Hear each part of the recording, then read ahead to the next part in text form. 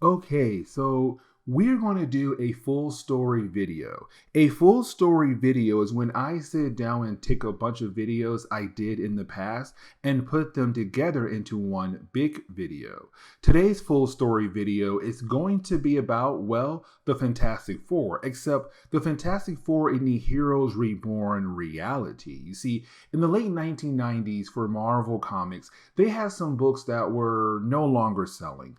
Iron Man, Fantastic Four, the Avengers, and good old Captain America. But when it came to those books being, unsellable, you then had Marvel cancel those books and push those characters into a brand new reality, better known as Heroes Reborn. Now, at Heroes Reborn, it kind of gave those characters a fresh start, but you also had Marvel bring back old creators to kind of bring some life into those characters, but to also bring back fans into their comics. And so when it came to Jim Lee and some other writers after Jim Lee, they were kind of given the task to rework the Fantastic Four, to kind of give them that fresh start to allow fans to get back into some Fantastic Four comics. And so here is the Heroes Reborn run for the Fantastic Four. By the way, I also added in the Industrial Revolution, Heroes Reunited, and also Heroes Reborn, The Return. All three crossovers that are very important for the Fantastic Four run in the Heroes Reborn reality. But I do hope you enjoy.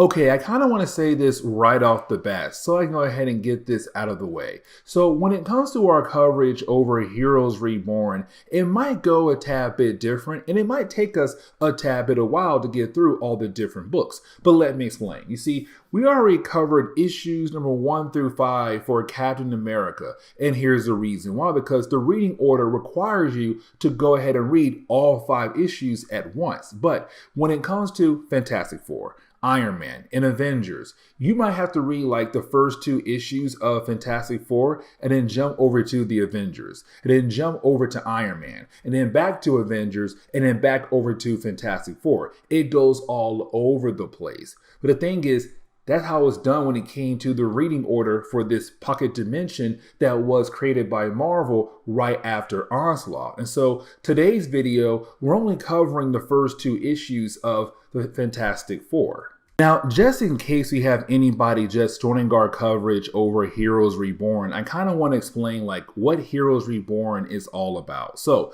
when it came to Marvel Comics, right, in the late 1990s, they were kind of struggling. Not kind of, they were big time struggling, but some of their properties were no longer selling. Iron Man, Avengers, and Fantastic Four. Now, when it came to those properties, you had Marvel say, why not go ahead, take those characters and move them over into a pocket dimension and basically give those characters a fresh start, a fresh beginning, and bring in people that fans want to see work on those characters, like Jim Lee on Fantastic Four. And so with that being said, you got Heroes Reborn. It was an all new, fresh beginning, a reboot basically.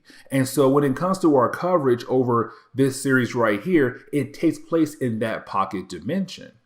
And so in the opening pages of the storyline, it's really more of us seeing Jim Lee kind of foreshadowing what's to come down the road in this opening issue of his work on Fantastic Four, where it's basically Ben Grimm right now having this dream where, of course, it's him and the other members of Fantastic Four right now out in space. And of course, there is this incident where, of course, it leads to them getting their powers. Now, we don't see them getting their powers in this opening page, but it's kind of like hinting that this right here is going to happen by the end of this issue, and of course, give birth to the Fantastic Four.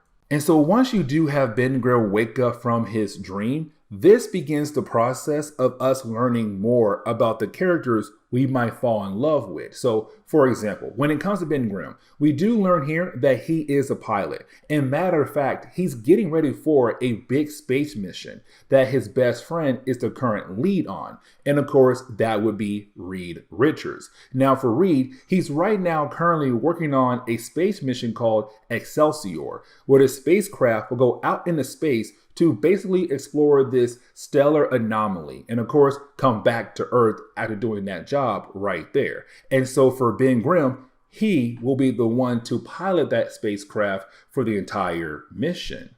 Now, we also kind of learn here that this is a joint operation. So NASA, but also the Storm Foundation. And of course, this brings in Johnny and Susan Storm. Now for Susan, she kind of controls all the different science stuff for the company. For Johnny, Johnny's out in Vegas right now as a casino owner. But either way, their family owns the entire foundation and working with NASA on this project. So of course, it was Susan who got Reed the job. Now, it does seem like everything is going well for our characters, but just like that, it begins to fall apart. See, that is when you have Agent Wyatt Wingfoot walk into the office of Susan Storm to basically tell her that him and S.H.I.E.L.D. will officially take over their project. Here's the reason why, because they were just informed by National Space Agency that there's unusual energy when it comes to the stellar anomaly. And so, of course, they kind of feel like that's kind of dangerous for the entire nation. And so S.H.I.E.L.D. has to take over. And the thing is, the president says they have no choice. Their project now officially belongs to S.H.I.E.L.D. and also Wyatt Wingfoot here. Now, back to Ben Grimm. You have Ben Grimm right now heading over to the airport to pick up Susan and Johnny as they arrive at the airport. Except Johnny is already there. And you see, for Johnny, he pulls up next to Ben in a very nice car, where of course he also has this beautiful young lady with him as well to kind of show off what he can do. You know, got the ladies, got the car, got the money. Either way, it does lead into the two characters begin to drive their vehicles at one another to kind of see who at the very last second will chicken out. And of course, it was Johnny. And so for Johnny, he does feel a tad bit embarrassed here because you have been being able to show him up. And so you have been drive away. And of course, the girl Johnny brought with him is very upset with him. Now, once you do have Ben Grimm arrive at the airport, of course, he sees Susan. He's happy to see her. But then he's kind of like, hey, who are these other people? And of course, these are supposed S.H.I.E.L.D. agents. And this is Wyatt Wingfoot saying like, hey, Ben Grimm, I know everything about you as well. And so, of course, this leads into the moment where you have everybody be informed of the fact that Reed Richards is no longer in charge of the project, that basically Washington has supposedly taken over the project. So now the entire thing belongs to them and Reed must go. Now that's when you have Reed find out that Susan and also Johnny are there. And for Susan, she does apologize because she had no idea about this happening. Now, you do have Ben Grimm be that hothead, right? And so with Ben Grimm being that hothead, he wants to fight against Wingfoot. But of course, he is stopped. But to Wingfoot, he looks at Reed and Ben as possible threats to his mission. So of course, they now have to get locked up. And so while you do have Ben and Reed be taken away, for Johnny and Susan, they're being forced to input the last launch codes into Command 1. Command 1 is a spacecraft that's being used on this mission to go out into space. And so, of course, you do have Johnny and Susan do it. Now, you do have Susan and Johnny at the very last second try to stop everything. But you didn't have Wingfoot say like, that's not going to happen. And so just like that, Johnny and Susan are also now prisoners. But here's the thing, because we do learn here that Wingfoot and all of these other S.H.I.E.L.D. agents are not technically S.H.I.E.L.D. agents. They all work for Victor Von Doom. And so here comes Dr. Doom in this pocket dimension that was created by, well, Franklin Richards. Now for Ben and also Reed, they're trying to figure out like what exactly is going on here when it comes to S.H.I.E.L.D. taking over the entire project. Now you do have Ben realize they're getting the spacecraft ready for space travel. They're trying to figure out like what are they plotting to do here? Like, is there some kind of trouble with the anomaly out in space, or are they trying to just blow it up for unknown reasons? Like, what is the actual goal for these guys? Now, for Ben and also Reed, they realized that Susan and Johnny were able to break away from the guards who were trying to escort them over to another cell. And so for Johnny and Susan, once they were able to get rid of the guards, they let Reed and Ben go as well. So all 4 characters are now free. But now their goal is to stop Command 1 from being able to just destroy the space anomaly. Now, luckily for our heroes, there is the prototype aircraft that should allow our heroes to also go into space and hopefully stop Command 1 from blowing up the space anomaly.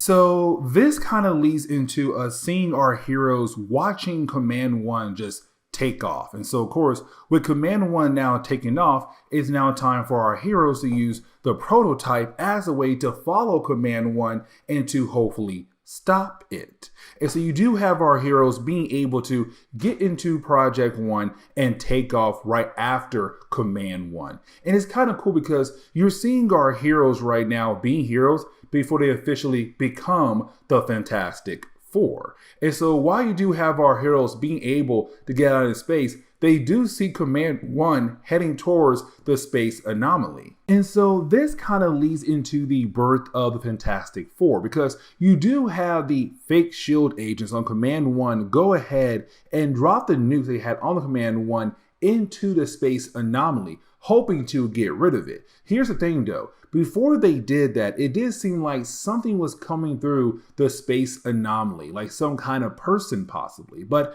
unfortunately, you have the nukes drop on the space anomaly, and of course you now have radiation everywhere. And so all that radiation begins to hit the prototype. Now for Reed, he does inform us the prototype does not have the shields like Command 1 has to protect them from the radiation. And so for our heroes, they're literally being hit with a huge amount of radiation all at once. Now, for our heroes, they do try their best to get into escape pods, which they are able to do, but their spacecraft, the prototype, it does crash back on Earth.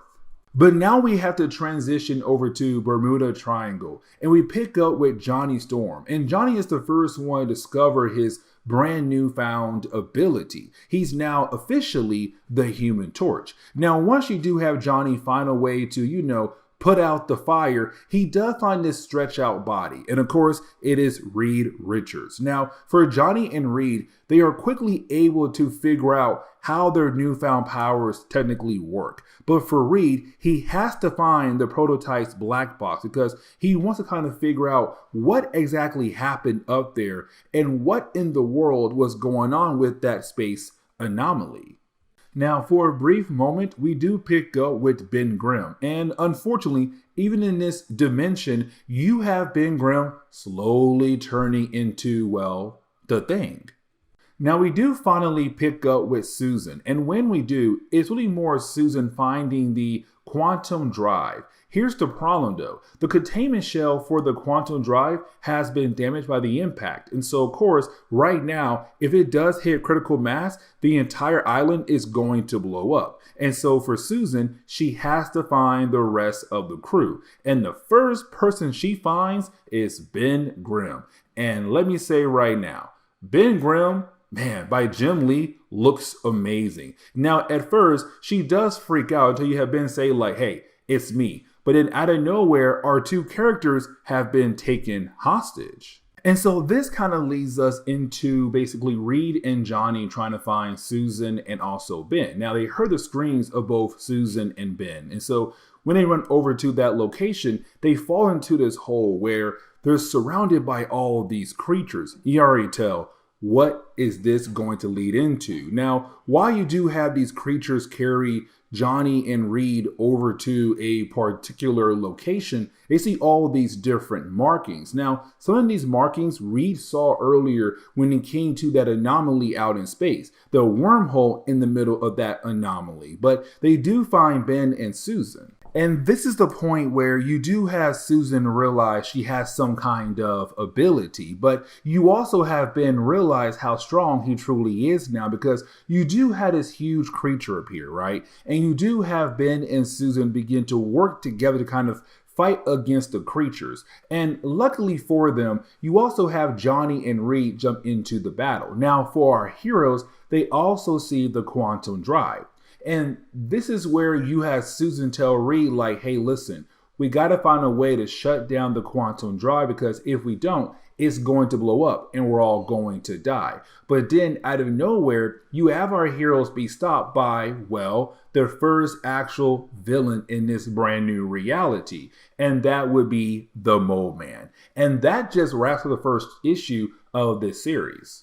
And so as we dive into the second issue of this series, we're really picking up with Johnny Storm believing that he has the ability to take down the Moleman by himself. And so, of course, it's Johnny kind of learning very quickly here that things are not going to be that easy for him. And so just like that, you have the Moleman being able to easily take down Johnny Storm. Now, right after that happens, and so this kind of leads into Reed Richard realizing, like, okay, it's time for us to get the heck out of here. And so for Reed, he realized that these people, these creatures have been underground for a good amount of time. So of course, any amount of light will basically blind them. But if you were able to give them a huge amount of light all at once, well, that should give you even more time to basically escape, because that amount of light right there will basically blind them for a long period of time. And so you have Reed tell Ben, hey, look, Ben, right there is a pile of diamonds. Go ahead, pick them up. Bam, just like that. Then you have Susan use her powers as a way to guide light towards the diamonds. With her doing that, bam, a huge amount of light just hits the entire area. And so, of course, you did have our heroes being able to get away from the Moleman and also his creatures as well. Now, while you have our heroes being able to escape, you also have our heroes being able to shut down the quantum drive as well. So just like that, the island is not going to blow up. But then comes another problem, because then our heroes are taken out by somebody else. Now, when it comes to Jim Lee, I kind of feel bad about his writing sometimes, because our heroes don't get a break. Here's the reason why I'm saying that, because our heroes had just fought against fake S.H.I.E.L.D. agents who were technically working for Dr. Doom. Then they got their abilities. Then they had to fight against Moleman. Now it's time for them to get into the next storyline. And of course, that would be Namor. And so you have Namor right now getting involved, because when it comes to Atlantis, they're basically losing people left and right. And the reason why, because, well, oil keeps spilling into their areas of the ocean. And so, of course, the Atlantean people are just dying off left and right. And so once you do have somebody show Namor another person dying thanks to the oil spill in the ocean, he's kind of like, you know what? Enough's enough. It's now time for me to have a conversation with the surface dwellers. And so this now leads us back over to our heroes. Now for our heroes, they have been captured by S.H.I.E.L.D. Now Reed Richards, he already realized where they're at. Not realized they've been captured by S.H.I.E.L.D., but he realized that they're basically prisoners and they're being observed by somebody. But of course, they cannot see their observers. And so you have our heroes try to work together to basically escape. Now, once they do learn very quickly here that one, they're on the helicarrier for S.H.I.E.L.D., and two, they're basically in the air. So you do have a few S.H.I.E.L.D. agents being able to grab our heroes and bring them back over to, well, Nick Fury. Now, when it comes to Nick Fury, he's able to easily realize that our heroes are basically innocent. Like, our heroes did not have a hand in what happened in the opening pages of this storyline when it came to Wyatt Wingfoot and those fake S.H.I.E.L.D. agents. Now, while you have Nick talking to our heroes, Namor is basically making his move and currently attacking New York City. And so for our heroes, they decide to go ahead and help out S.H.I.E.L.D. to fight against Namor and his army of people. And so this kind of leads into a brief moment where we do see our heroes change into their Fantastic Four outfits. Now, with them doing that, you then have Susan go out of her way to remove the shield symbols on their outfits and replace them with the Fantastic Four logo by using tape. And so just like that, we now have the birth of the Fantastic Four. And their first mission as a superhero team is to go after Namor. And so this kind of leads into the ending of today's video, because once you do have our heroes arrive in New York City to battle against Namor, at first, it does seem like our heroes might be able to go toe-to-toe with him, but unfortunately, they can't. And so we do see Namor go out of his way to call in one of his sea creatures to make things even harder for our heroes. Now, we're going to stop here. And here's the reason why. Because, like I said earlier, when it came to Heroes Reborn, you really had all these different books kind of tie in with one another. And so, of course, now we have to jump over to Avengers.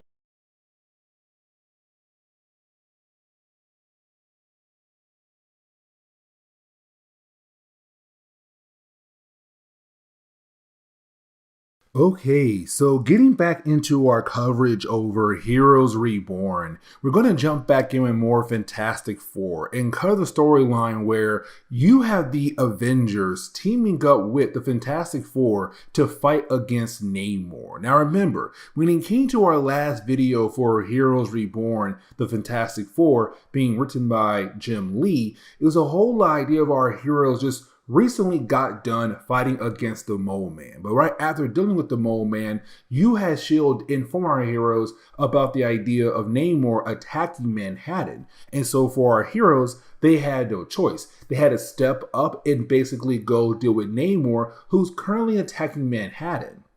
Now, the reason why you have Namor attacking Manhattan is all because the idea that, well, you had all this pollution just getting into the water. And so for Namor, he was kind of like, listen, you know what? I am tired of the surface people just killing off the ocean, killing off my people, killing off sea creatures left and right. And so, of course, we had to see Namor get very upset and wanting to invade the surface world and bring it down. Now, before we officially dive into the storyline, I kind of want to explain what Heroes Reborn is for people who are just getting into comics. You see, when it comes to Heroes Reborn in the late 1990s, you see, for Marvel Comics in the late 1990s, they want to do a quick shakeup. And the reason why, because in the late 1990s, some of their books were no longer selling. Like, yes, you had Spider-Man and you had the X-Men. And those books right there were selling. But when it came to Iron Man, Fantastic Four, the Avengers, or even Captain America, those books right there were no longer selling. Now, technically, when it came to Steve Rogers, he was selling, he was getting better, but a deal was already done. And so you had Marvel basically cancel all of those books and use an event called Avengers X-Men Onslaught. With that event right there, you had our heroes fight against a creature known as Onslaught. But you had the Avengers and Fantastic Four run into the creature. When they did, they had disappeared. And of course, they all went into a brand new world, better known as Heroes Reborn. Now, with this new world, it gave Marvel the ability to have a fresh start with these characters, a whole new beginning for the Avengers and the Fantastic Four. And matter of fact, we already covered a few storylines for these characters so far.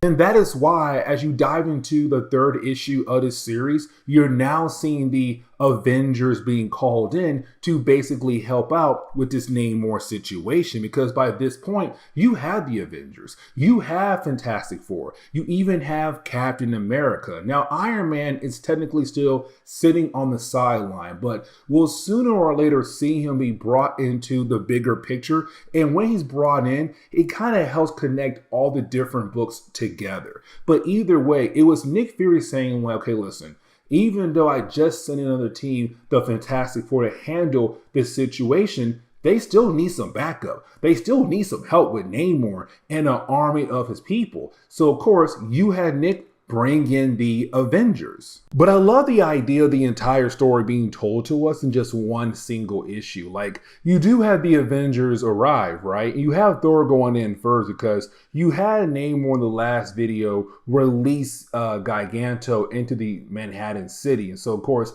this huge giant sea creatures right now just attacking the city. And Thor is somewhat struggling against this creature. But it's kind of cool to see, like, even though you have two powerful teams there, Namor's army can actually, stand against both groups at the same time. Now, for Namor, he is then confronted by Susan Storm. And as we all know, in the old original Marvel universe, these two characters always have that, like, will they, won't they bond. I know for hardcore Fantastic Four fans, they already know, like, no, she will never leave Reed for Namor. But for me, like, someone who comes in occasionally to read Fantastic Four comics, it was always like it could happen. Like, you never know. There's that one day she might actually leave Reed for Namor. Now, as we all know, she won't, but like, it's just there in the air. And so when she does meet Namor, we're kind of re-establishing the whole idea, the possibility of her getting with Namor in his whole brand new reality. But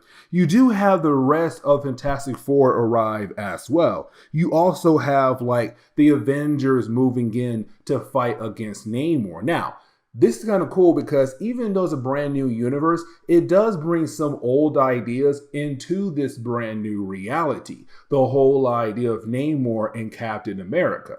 Because back in the old Marvel universe, when it came to Namor and Steve Rogers, they fought together in World War II. And so in this brand new reality, we're using the same idea all over again in this new reality. Like, hey, you know what? Namor and Steve Rogers, they fought together back in World War II. Now, here's the thing, because for Namor, he also knows about Thor as well, the god of thunder. But while you have Steve and Namor talking to one another, you have some people of Namor's army seeing what exactly is happening. And the main person would be Krang. You see, for Krang, what he was trying to do is set up Namor as a way to get rid of Namor and basically take up the throne, which means the humans were not really trying to pollute the oceans as a way to attack Namor and kill off Atlantis. It was Krang right there trying to paint this picture to shake things up, to hopefully get rid of Namor and take his throne.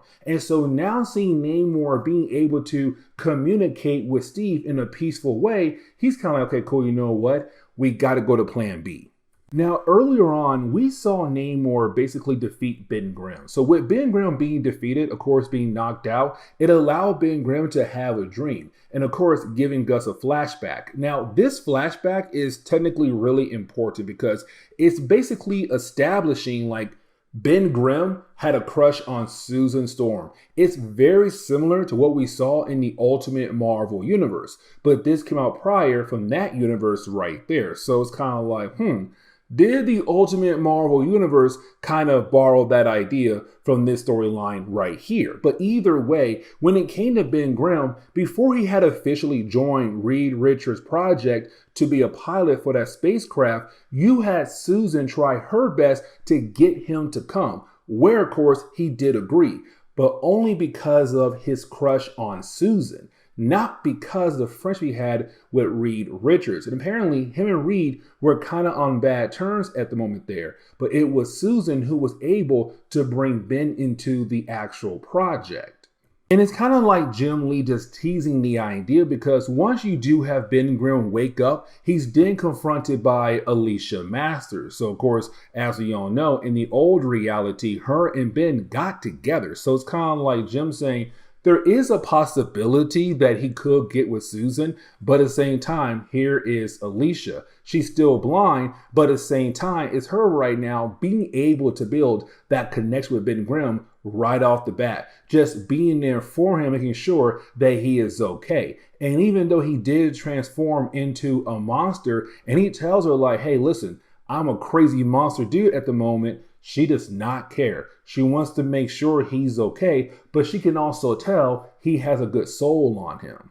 But as we do switch back over to Namor, it's Namor being able to communicate with Thor and also Steve Rogers, because these two characters, they know Namor. They're trying to be like, hey man, listen, what you're doing right now is completely wrong. Now you have Reed just come in there and basically ruin everything. And the reason why, because earlier he saw Susan be touched by Namor. So of course, for Reed, he's kind of like, hey, you can't touch her. You can't be near her. But of course, he was. Now here's Reed again getting very upset with Namor. Now you do have the Avengers try to stop Reed from making things worse, but you didn't have Namor begin to get a tad bit ill, like he's getting sick somehow. And we come to find out Krang had poisoned Namor, and you didn't have Krang begin to attack Namor. And so that is when you have our heroes realize, oh, we have been played. Like the whole entire group right now been played by Krang, because Krang wants the throne of Namor. But the problem is right now, Namor is getting worse. Whatever kind of sickness he has, it's getting worse and worse. So of course for Namor, he's no longer able to stop his army. Right now, his army believes that basically Namor had betrayed them. So now the Avengers are trying their best to fight against the army from Atlantis. But at the same time, you have Reed trying his best to save the life of Namor. Now, when it comes to Ben Grimm, he does have a game plan here as a way to stop Giganto, the huge sea creature that Namor had released in our last video, by basically using the Quantum Drive. Now, the Quantum Drive, unstable, has the ability to blow like a nuclear bomb. And so, of course, it's Ben Grimm saying, if I am able to take the Quantum Drive inside the monster and allow it to blow up, that creature will die, and basically it'll make things easier for our heroes. And so of course you do have Ben Grimm take the aircraft away from Nick Fury and fly towards the sea creature. But while you have that going on, you had Reed and Sue being able to get Namor over to a nearby hospital. So right now, it's Reed being able to help out Namor. Now, when he wakes up, he believes it's Reed right now trying to attack him again. But you have Susan there being like, hey, listen, this is Reed, and Reed's right now trying to help you out. So just relax and breathe, and everything's going to be okay. But then you have Susan realize what Ben is actually up to. You see, for Ben, he was about to sacrifice his own life by flying the actual aircraft into the mouth of the creature and allowed the Quantum Drive to basically blow up and, well, kill the creature, but most likely kill him as well. But at the very last second, you have the Human Torch being able to grab Ben and save his life. And then you have Namor say, hey guys, listen, my people, stop what you're doing right now. We all have been played by Krang. We don't have an actual reason to attack the surface dwellers, almost as sea dwellers, the surface dwellers. So you know what? Let's all chill out and let's begin the process of heading back home. And so this kind of leads into like Jim Lee wrapping up his first story arc, because technically this storyline, this issue right here was picking up the last video left off at, which was the first two issues of this series. But we had to cover Avengers #1 before we covered this one right here. But either way, you do have the heroes kind of agreeing like, hey, we're all on the same side, we're all heroes, and possibly down the road, we're going to have to work together again when it comes to fighting against future threats. And so just like that, you have the Fantastic Four now being able to establish themselves as a superhero team in this brand new reality. And so you do have the book kind of end with Nick Fury saying like, hey, the president's going to allow you guys to be out there as a superhero team. But as the book ends, it tells us who's coming next. And that would be the Black Panther.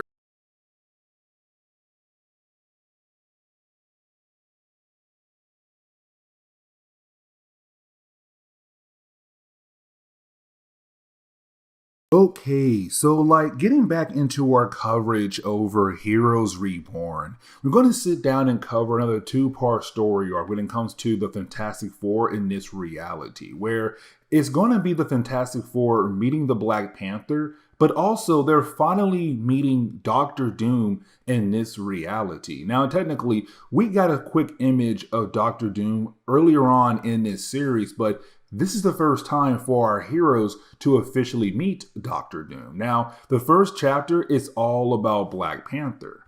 And really, as we get into the opening page of this storyline, we really do pick up with a warrior from Wakanda. Now, when it comes to this warrior from Wakanda, he was sent out there with a group of people from Wakanda to find an item that fell out of the sky. The thing is, he's the last man standing. The rest of his crew was killed off already. And so he believes that he has the chance to get away, but unfortunately, he's killed off at the very last second. But now we kind of switch over to the different members of the Fantastic Four, kind of get an idea of what their lives is like now with the whole idea of them being an official team out there in the public. Like, for example, for Johnny Storm, he went over to a toy store to buy a few action figures. And really, those action figures are just himself and the other members of the Fantastic Four in different types of outfits. But while being out there, he's confronted by a crowd of people who, of course, want his autograph because he's famous. And of course, he's the, cute boy of the team. But either way, you do have Johnny fly away very quickly before the crowd is able to surround him. But while he's flying away, we do see that somebody else is watching Johnny Storm, because for Johnny, he did see the emergency signal for the Fantastic Four. So of course, he flew away as the Human Torch, but somebody is watching him. Now, technically, we don't get the chance to learn who that person was in this chapter, but we do pick up with Ben Grimm. Now, for Ben Grimm, he has been driving around to find Alicia Masters, because when it came to the last storyline for the Fantastic Four fighting against Namor, in the middle of that battle, you had Ben Grimm crash into her building. And of course, you had Ben Grimm kind of fall in love with her, because with her being blind, she wasn't really able to see what kind of man he looked like, but she also kind of focused more on his soul and realized that he's a good man and made him feel normal again. And so Homeboy has been driving around hoping to find her, but unfortunately he can't. But he also sees the emergency signal as well for the Fantastic Four. But this kind of leads into the different members of the Fantastic Four coming together for Reed to explain something that he had discovered. You see, for Reed Richards, he kind of realized something, that when it came to the Fantastic Four, they got their powers only recently, but it does seem like they were able to adapt their powers very quickly and learn how to use their powers in different types of ways at a very fast pace. And for Reed, he realized that's not technically normal. And so for Reed, he has been kind of studying the black box from the spacecraft they used to go in space in the first storyline of the Fantastic Four. But he also remembers that there was this space anomaly that did crash on Earth. But of course, it did crash in Wakanda. Now, luckily for Susan, she has a company, the Storm Foundation. And so she has done a lot of work with T'Challa, of course, the ruler of Wakanda. And so he agreed for Reed and Sue to come to Wakanda to find the space anomaly that had crashed in his country. Now, right after you had Reed and Sue, you had been trying to rush over to a nearby phone to hopefully call Alicia Masters, because Reed told him that Alicia did leave a voicemail for him. But while you have Ben and Johnny just walking around the building, that guy earlier who was watching Johnny Storm fly away, well, he broke into the home of the Fantastic Four looking for Reed Richards. But of course, they can't find Reed at all. And we do have Johnny and Ben how to figure out who this guy is. Now, getting back over to Reed and Sue, and they do arrive in Wakanda, you have the Black Panther technically tell both Susan and Reed that he has sent out different search parties for this anomaly. The thing is, neither search party had came back at all. As a matter of fact, we saw that at the very beginning of this video. And so because of that, for T'Challa, he wants to go out there with Reed and Sue, but not as the king of Wakanda, as the Black Panther. So for the first time for Reed and Susan, they're kind of learning here the king of Wakanda is, well, a superhero for his people. And so we do see Heroes Reborn version of the Black Panther. And so this kind of leads into the following day, where now we do pick up with the Black Panther, Reed Richards, and Susan Storm out there with a few other people, great warriors from Wakanda, as they search the area where the search parties had went to earlier. Now for Reed, he kind of realized that area is full of cosmic radiation. The trees have grown way too far than their usual amount. Creatures like lizards have also grown a tad bit too big as usual as well, but while being out there, they're then attacked by this unknown force. Then at the very last second, a grenade appeared, but you do have Susan being able to protect her and Reed, and you do have T'Challa being able to get out of the way just in time before the grenade had officially went off. And so this kind of leads into Reed and Sue waking up. Now, when they do wake up, they realize who's also there. And that would be, well, Wyatt Wingfoot. Now, for Wyatt Wingfoot, he was in the first issue, but he had pretended to be working for S.H.I.E.L.D. But in reality, he was working for Dr. Doom. Now, when it came to Wyatt Wingfoot, what he did was he had pretended that he was sent there to take over Reed's spacecraft project that was going to be used as a way to study the space anomaly. Except for Wyatt, he told Reed that he was sent there to use Reed's spacecraft to destroy the space anomaly. Now, that was not the truth at all, but unfortunately, Reed lost his spacecraft. Now, when it came to Reed, he had a prototype, and Reed, Susan, Johnny, and Ben used the prototype to follow his spacecraft into space to hopefully stop it from destroying the space anomaly. Of course, that led into the whole idea of our heroes getting their powers. But anyways, though, right now in the present day, for Reed and Sue, and also T'Challa, they see Wyatt Wingfoot. They want to go after him, but unfortunately, they get captured by a trap, and you have Wingfoot tell his guys to go ahead and bring them with them back to their boss. But this kind of leads into Black Panther, Reed, and Susan finding out who is behind all of this mess. We already know who, though, because like we saw it earlier, but it's now Reed seeing an old friend of his. And of course, that would be Dr. Doom, somebody he has not seen in a very long time. And so this kind of leads us into the next chapter where we do switch over to Ben and Johnny first. And the reason why, because for those two characters, they had an intruder. And we do learn who that intruder was. Well, it's Wyatt Wingfoot. But the problem is right now, we just saw Wyatt with, well, the other heroes heading over to the base of Dr. Doom in Latveria. And so for Johnny and Ben, they're kind of like, why is Wyatt Wingfoot here right now? Now, this Wyatt says he's the real one. When they met earlier in the first issue, well, he was an imposter. You see, this Wyatt said that he was working for S.H.I.E.L.D., and him and his fellow agents went over to Europe to figure out who was trying to hack into Storm Foundation, the company that belongs to Johnny and Susan. The thing was, he was taken out. Now, he was able to escape and get back over to, well, New York. But he came to New York to warn the Fantastic Four about what's going on in Wakanda, but also what happened to him out in Europe. Now, with all that being said, you didn't have Johnny and Ben try to reach Reed and Sue in Wakanda, where they are informed that Reed, Sue, and also T'Challa never came back. So for Johnny and Ben, they realize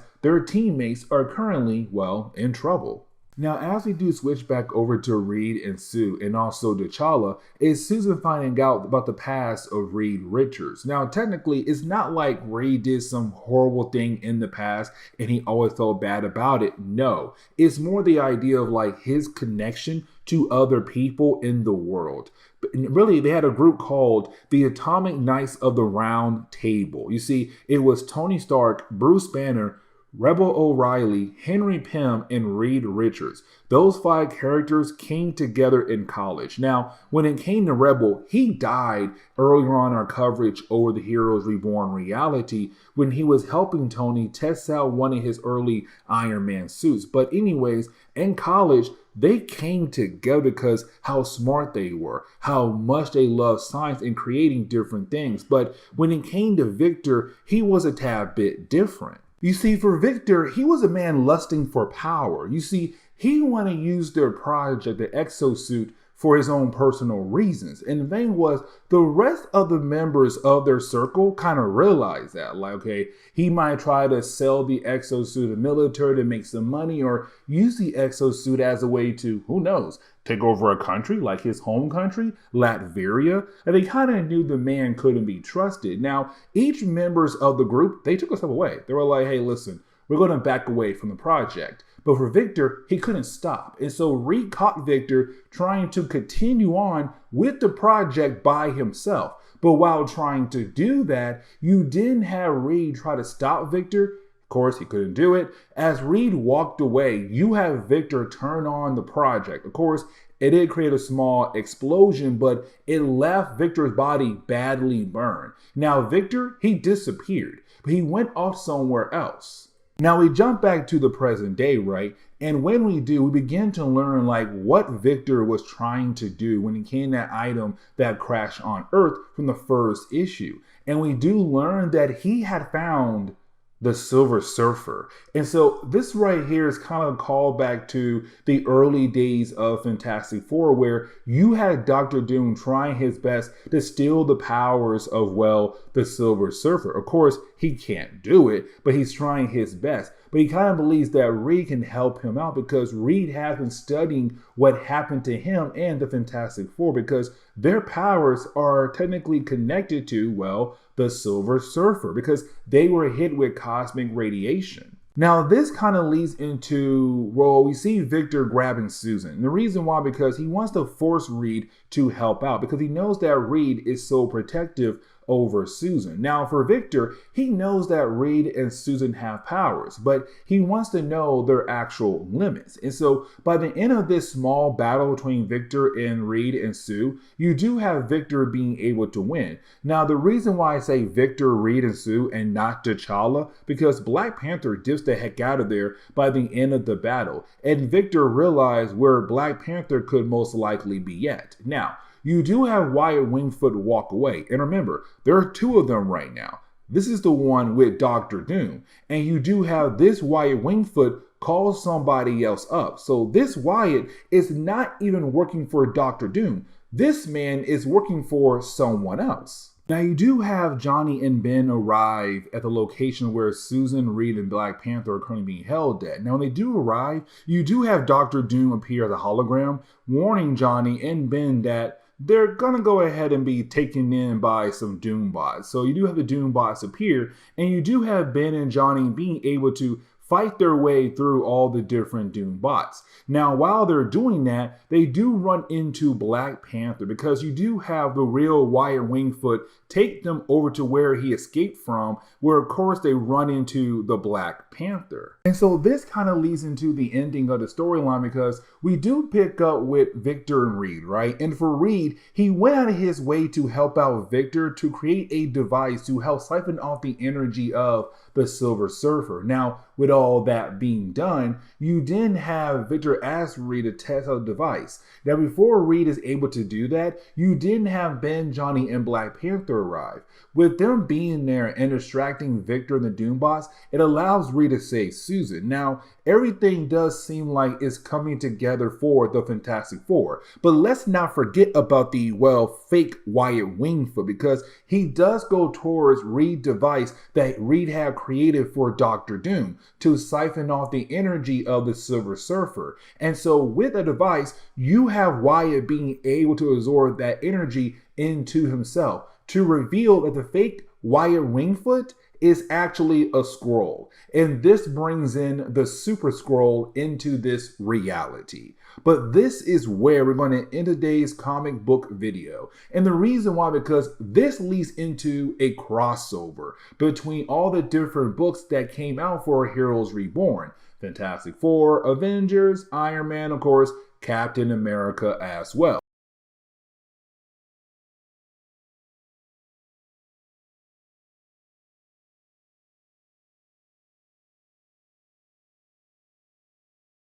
Okay, so it's time for us to kind of sit down and actually cover Well, the first ever crossover for the Heroes Reborn reality, better known as the Industrial Revolution. Now, this is technically a four-part storyline, but not really. It's kind of weird because all the 6 issues of all the different books were technically used as a way to tell this huge crossover between all the different titles. Now, just in case we have anybody joining us when it comes to our coverage over Heroes Reborn, let me explain what Heroes Reborn was all about. You see, the late 1990s for Marvel Comics, they had some books that were no longer selling. So, for example, Avengers, Fantastic Four, Iron Man also, well, technically, when it comes to Captain America, he was selling, but he was also part of that deal as well when it came to Marvel canceling all their books that were supposedly not selling and giving those characters a fresh start in a brand new reality,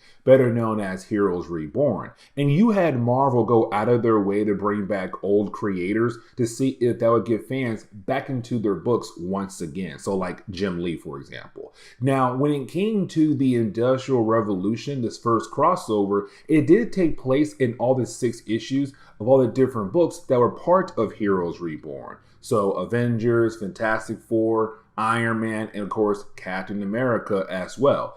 But here's the thing. Most of the actual crossover takes place in Avengers and Iron Man. When it comes to Fantastic Four and, well, good old Steve Rogers, yes, their books are still part of the crossover, but technically not? It's really weird. Let me explain as we dive into Fantastic Four issue number 6. Because Fantastic Four issue number 6 is actually the conclusion to our last video for this series, but also the prologue for the actual crossover. But in the last few pages is the actual crossover. You'll see what I mean here, because as we get into the opening page of the storyline, we pick up with Alicia Masters. Now, for Alicia Masters, by this point in the timeline for Heroes Reborn, she just met Ben Grimm, like literally just met him, and has been trying to have a date with the guy. The problem is right now he's late. And the reason why, because, well, currently the Fantastic Four are in Latveria dealing with Doctor Doom, but also the Super Skrull. And this kind of required us to kind of give you guys a quick rundown about what exactly happened in the earlier issues leading up to this particular moment. Let me explain. So in the earlier issues, as we all know, for the Fantastic Four, they got their powers by being hit with cosmic radiation. But here's the reason why they were hit with cosmic radiation. You see, when it came to our heroes, really Reed Richards, he was working on a project where the spacecraft was going to be used to study Anomaly out in space. The problem was that out of nowhere, Wyatt Wingfoot, who worked for S.H.I.E.L.D., just took over the entire project. And the reason why, because apparently S.H.I.E.L.D. and the president agreed to go ahead and destroy the Anomaly. Now, technically, when it came to Wyatt Wingfoot, he was working for S.H.I.E.L.D., but that was not the real Wyatt Wingfoot. But at that time, we had no idea. All we knew was that he was working for S.H.I.E.L.D., but also working for Doctor Doom. Now, for our heroes, they used a prototype spacecraft to follow Wyatt's men into space to stop them, but of course they failed, but also got hit with cosmic radiation. Now, that space anomaly, it had crashed on Earth in Wakanda. That was the Silver Surfer. Now, you did have Doctor Doom go out of his way to catch the Silver Surfer so that he'll then be able to absorb that energy and give it to himself. But when it came to Wyatt Wingfoot, the fake Wyatt Wingfoot, we had learned that he was a Super Skrull working behind the scenes who also wanted to absorb the energy of the Silver Surfer for himself. And so we're technically all the way caught up now. And the thing is, none of this does anything for the actual crossover that we have to talk about. So don't worry, I put a timestamp down below to tell you where to jump to if you're trying to get into the actual crossover. But this kind of leads into us getting the reason why the Super Skrull is here for. Like, what is his actual purpose on Earth? Well, the reason why, because when it came to the Super Skrull, as we all know, he's part of the Skrull race. But at this point, their home world has been attacked by, well, Galactus. And so it's the Super Skrull kind of warning our heroes all like, hey, you found the Silver Surfer, but you have no idea why he's technically here for, because he's right now trying to find a world for his master Galactus to, well, absorb. And so it's our heroes kind of learning about the Skrull race, but also learning about Silver Surfer and Galactus as well, all in one. Now, with the Super Skrull having the powers of Cosmic inside of him, he now has the ability to fight against all our heroes, but also Doctor Doom as well. As a matter of fact, we get that classic throwback to how the Super Skrull is able to use the different powers of the different members of the Fantastic Four as well. But this kind of leads into a very quick ending, and the reason why, because we got to get into that crossover, right? So we do pick up with Doctor Doom. The man got a plan. So you have Doctor Doom inform Susan to use her powers to redirect the energy that Super Skrull is shooting out at the moment over to the Silver Surfer. With him doing that, bam, just like that, Surfer is back on his feet again, getting ready to battle against the Super Skrull. But here's the problem though. You see, as their battle goes on, the reactor underneath Victor's castle is about to, well, explode, it seems like. And so for our heroes, they have to escape. Now for Doctor Doom, he does not want to leave. So he goes down to where the reactor is at to kind of save it, but also gather other things as well. For the rest of our heroes, like the Fantastic Four and Black Panther, they get the heck out of there while you have Silver Surfer and the Super Skrull continue to battle against one another. And so this kind of leads into our heroes heading back home, but technically because for Ben Grimm, he got word about what happened on Avengers Island. So this right here kind of begins the process of the Fantastic Four being brought into the crossover, but also what we saw in our last video for the Avengers. Now for our heroes, they're also kind of wondering, like, did Doctor Doom survive? Now, as they fly away, we do see our heroes being watched by the Silver Surfer. So of course it's kind of like, hey guys, don't worry, he's not gone just yet. He might play a role down the road in a later storyline for our heroes. Now, a little bit after that moment right there, we do pick up with Doctor Doom, but like in a different lab away from the castle that got blown up just recently. And so for Doctor Doom, while being in his lab, he's then confronted by one of his Doom bots who's like, hey, listen, boss, I got some word to tell you, like, what's happening right now back in the States. The whole idea of the Incredible Hulk. Now, in our last video for the Avengers, when it came to the Hulk, he attacked Avengers Island and like wrecked the entire team in a few pages. Literally just beat them all down. But when it came to Doctor Doom, he didn't hear about the Hulk until, well, this exact moment. And so once you have Doctor Doom being able to collect different information about the Hulk, he realized how powerful the Hulk truly is. Now for Doctor Doom, it's him also telling us the Hulk could be more powerful than the Silver Surfer because it's gamma radiation. It's maybe stronger than cosmic radiation. Who knows technically, but you do have Doctor Doom go out of his way to use his computers to kind of figure out the true secret behind the Hulk. Like, who is the Hulk? And so after like a brief moment, he realized or discovers the Hulk is Bruce Banner. And so we kind of get this flashback, right? In this flashback, we kind of get reminded that in the college days for Doctor Doom, he was part of this small circle of other characters we've seen so far in the Heroes Reborn reality. So like Reed Richards, Tony Stark, Hank Pym, Bruce Banner, and Rebel. Now, by this point in timeline, Rebel died in an earlier issue of Iron Man. But anyways, for Doctor Doom, he remembers having this conversation with Bruce Banner. And when it came to Bruce Banner, he even talked back then about creating the Gamma Bomb. But he only created it as a way to see it not be used at all. Now, Doctor Doom calls Bruce Banner an idiot. Like, so let me get this straight. You're going to create a bomb to never be used at all, to just sit there? And for me, I kind of agree with Doctor Doom because as we saw for Bruce Banner, he did create the Gamma Bomb, but for the military. And of course, he even then teamed up with Hydra, hoping that it would get dismantled. But of course, it wasn't. It was technically used, but to create the Hulk, as we all saw in the earlier videos of Iron Man. Now, for Doctor Doom, he kind of realized that with the Hulk being out there, all his old college friends, Reed, Hank Pym and also Tony Stark and Bruce Banner will be involved in some type of situation where they all could just be killed off, allowing Doctor Doom the chance to just roll over the world. And so it's him saying like, hey, you know what?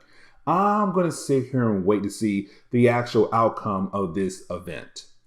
And so we now jump into the second chapter. That last few pages where Dr. Doom's in his lab finding out about Bruce being the Hulk, that was really the prologue for the Industrial Revolution. So now we can fully dive into the actual, crossover, where we do pick up with Avengers issue number 6. Now, when it comes to Avengers issue number 6, it picks up with Bruce Banner breaking into the Baxter building. Now, here's the thing, because Homeboy does not get that far because he is instantly confronted by most of the members of the Fantastic Four, the Human Torch, Susan Storm, and also Ben Grimm. But while you do have Bruce be confronted by these three characters, he tells them like, hey, listen, I just need to talk to Reed Richards. And so you do have Reed appear. Now, Reed does appear. This kind of picks up where our last Avengers video left off at, because when he came to the Hulk, he went over to Avengers Island, just wrecked the entire place. The problem is that there is a gamma core there. If that core blows up, boom, there goes the island, but also a huge chunk of the nation as well. And so right now for Bruce, he's there asking for the help of Reed Richards. Again, another callback to the idea that Reed and Bruce and a few other characters were good friends back in college. And so now we do switch over to Avengers Island. Now remember, for most of the people in the world right now, they don't know that Bruce Banner is the Hulk. But this crossover kind of gives our heroes the ability to figure out like, okay, Bruce is the Hulk. Cool. But for right now, no one knows that. But when we do jump over to Avengers Island, we see how badly damaged it was by the Hulk fighting against the Avengers. Now, you do have S.H.I.E.L.D. being able to find Hellcat, Steve Rogers. The thing is, Swordsman and Hawkeye are critically injured at the moment. So for right now, they're not going to be in this actual crossover. Now, when it comes to Nick Fury, he tries to send in a team to deal with the Gamma Core. The problem is that because it's already badly damaged, some of that radiation of the core is already leaking out. So it comes to some people trying to get close to it. Unfortunately, they can't. They die in a matter of seconds when they try to get close to the actual core.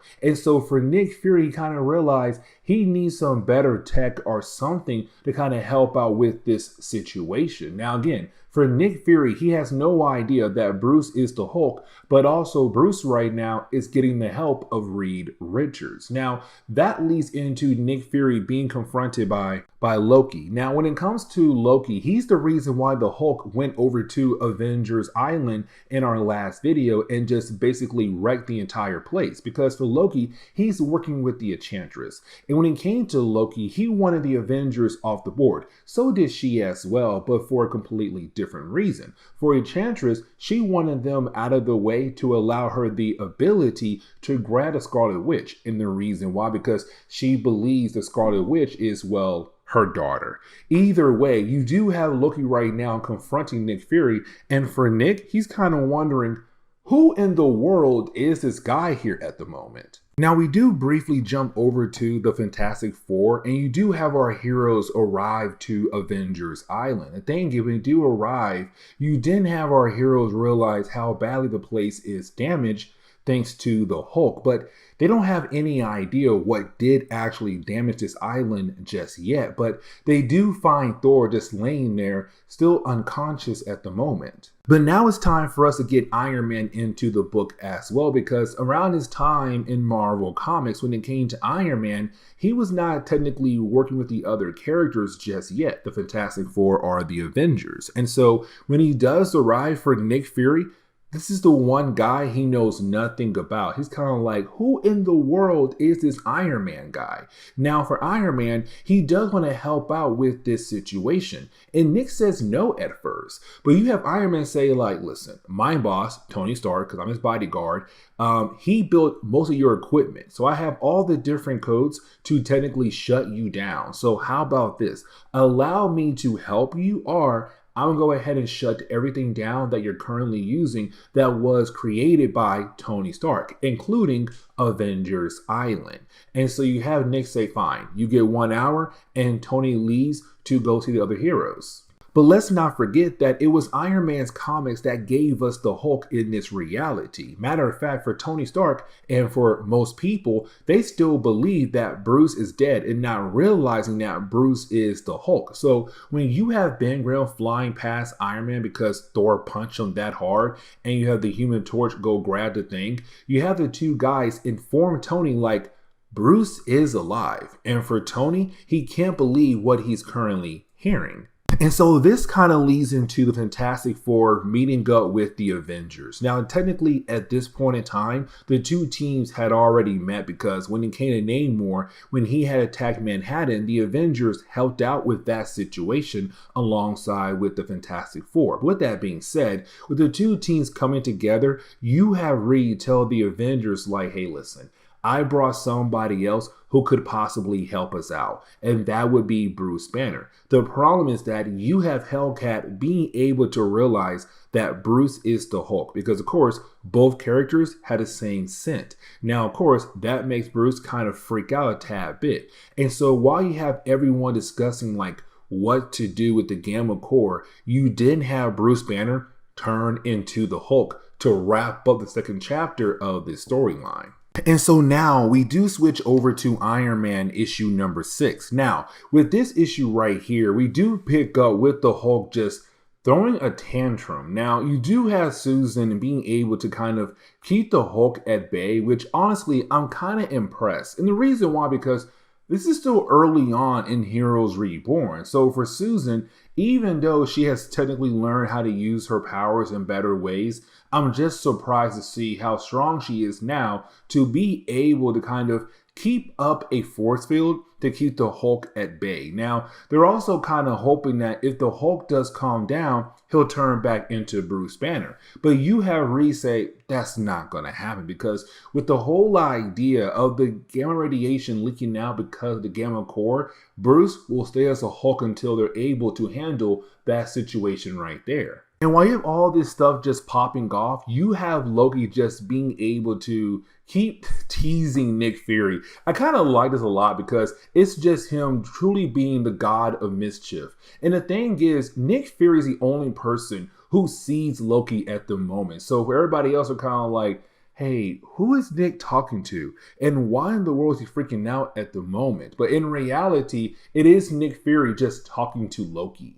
But as we do switch back over to our heroes, you do have Reed and Tony being able to figure out what they have to do to save the day. Now, they say they have to redirect the Gamma Core energy into the Earth core. Now, here's the thing, because while you do have the two characters talking to one another, Reed kind of realized that Tony is Iron Man, but just pretending that, yeah, you're Tony Stark's bodyguard. That's right, cool, But in reality, Reed knows for sure. Now, when it comes to Tony and Reed, like I said, they had realized they had to redirect the energy of the Gamma Core into the Earth core to save the nation being hit with gamma radiation. Now, I feel like that's a bad idea. But you do have Thor and also Ben Grimm go inside this room to kind of help redirect that energy into the right area. But it kind of leads into Ben Grimm and also really Thor working together to kind of clear a path over to the Gamma Core. The problem is that when they do get close to the Gamma Core, it begins to hit them pretty hard, which means that they're no longer really able to change the direction of the energy of the Gamma Core into the Earth core. Now, while you have Iron Man trying to talk to Reed through one of his many computers, Hulk is just talking so loud that for Tony, he can't hear Reed. And so you have Tony go off on the Hulk, like, Hulk, listen, right now, you're not helping. And technically right now, the only thing you're doing is ticking me off. If you want to help out, get down there and redirect that energy to the Earth core. Because if you don't, 12 million people are going to die very soon. Now, this is Tony kind of talking to the Hulk like Hulk is not really intelligent at all, but it does seem like the Hulk does have some kind of intelligence because his connection to Bruce Banner. But right after you have Tony just go off on the Hulk, Hulk's like, okay, You know what? Let me go ahead and help out. You're right. I should totally help out. It's a quick switch where the Hulk is no longer this man-child, but now actually acting like, well, a hero. And this kind of leads into a very rushed ending for this chapter, but technically there's still one more chapter left. It's an epilogue, and it gets weird all over again how they kind of did this whole crossover. And you see what I mean here in a moment, but you do have the Hulk being able to help out with the Gamma Core, and the day seems to be saved. And you have the Human Torch being able to absorb all the heat energy that was coming out of the Gamma Core and release it in the air. So just like that, the day is saved. Now for Steve Rogers, he kind of feels like this is the official end to the Avengers. But you have Iron Man say, no, not just yet. And this leads into the epilogue, which is in Captain America issue number 6. Here comes the problem with that issue. Because as we dive into Captain America issue number 6, the first storyline has nothing to do with the Industrial Revolution. Instead, it's more of us seeing Cable teaming up with Steve Rogers. And that's really it. Like literally, you have Cable appear in this reality. And this is Cable from the main Marvel universe who was transported over to this reality. And so it's him right now just helping out Steve Rogers to fight against different members of the AIM organization, but also Steve fighting against some characters he fought in the past in this timeline, but also in the old main Marvel Universe timeline as well. But let's not forget, around this time in the main Marvel Universe, there was no Avengers. There was no Fantastic Four because they had quote unquote died in the Onslaught crossover. So for Cable to be here in this reality, to fight alongside with Steve Rogers, he's kind of like, man, this is great because the guy reminds me of my Steve Rogers from my reality, who I fought alongside with in the Onslaught crossover. But either way, for Steve, he's just fighting against AIM, fighting against MODOK, and also fighting against Baron Zemo as well. But for Cable, as he continues to watch Steve Rogers, he also realized that Steve has another Bucky in this reality. And matter of fact, we met her in our last video for Steve Rogers in this reality. And that would be Rebecca Barnes. Now, let's not forget, guys, when it comes to the Heroes Reborn reality, when it first came out in Marvel Comics, we were kind of left to believe to be a separate reality from the main Marvel Universe. But then over time, with all the different clues popping up left and right, interviews, all that different stuff, we kind of learned that this is actually a pocket dimension in the main Marvel Universe. And the reason why I'm bringing it up now, because for Rebecca Barnes, you could technically say that she is the sister to, well, the Winter Soldier over in the main Marvel Universe, because technically she is a grandchild to, well, Winter Soldier's grandparents as well. But either way, it's just Cable watching Steve and her working together as a team. Now, by this point in the timeline, she's officially Bucky. The last time we saw her, she was not Bucky at all just yet. But really, for the storyline that takes place at first in this issue, it does wrap up very quickly where you do have Steve Rogers being able to take down AIM, MODOK, and also, well, Baron Zemo as well. But right after doing that, you didn't have Cable get pulled back into his reality. Now, he kind of gets this idea that the reality he was just at, the hero he just met, could be his hero from his reality, just lost in a different one. And so his main goal now for Cable supposedly is to find a way to bring back Steve Rogers and the rest of the heroes. But he does go back home. But this leads into literally the last 2 pages of the Industrial Revolution. And like I said, it's just random to me because you get Nick Fury just going back over to his room, right, to finally get some kind of rest, except that is when he's confronted by Iron Man, Thor, Captain America, and they're all there to say like, hey, listen, Nick, so we are no longer going to have the Avengers working for S.H.I.E.L.D. The Avengers are now officially going in their own direction. And that's really it. And I'm kind of like, what is the actual point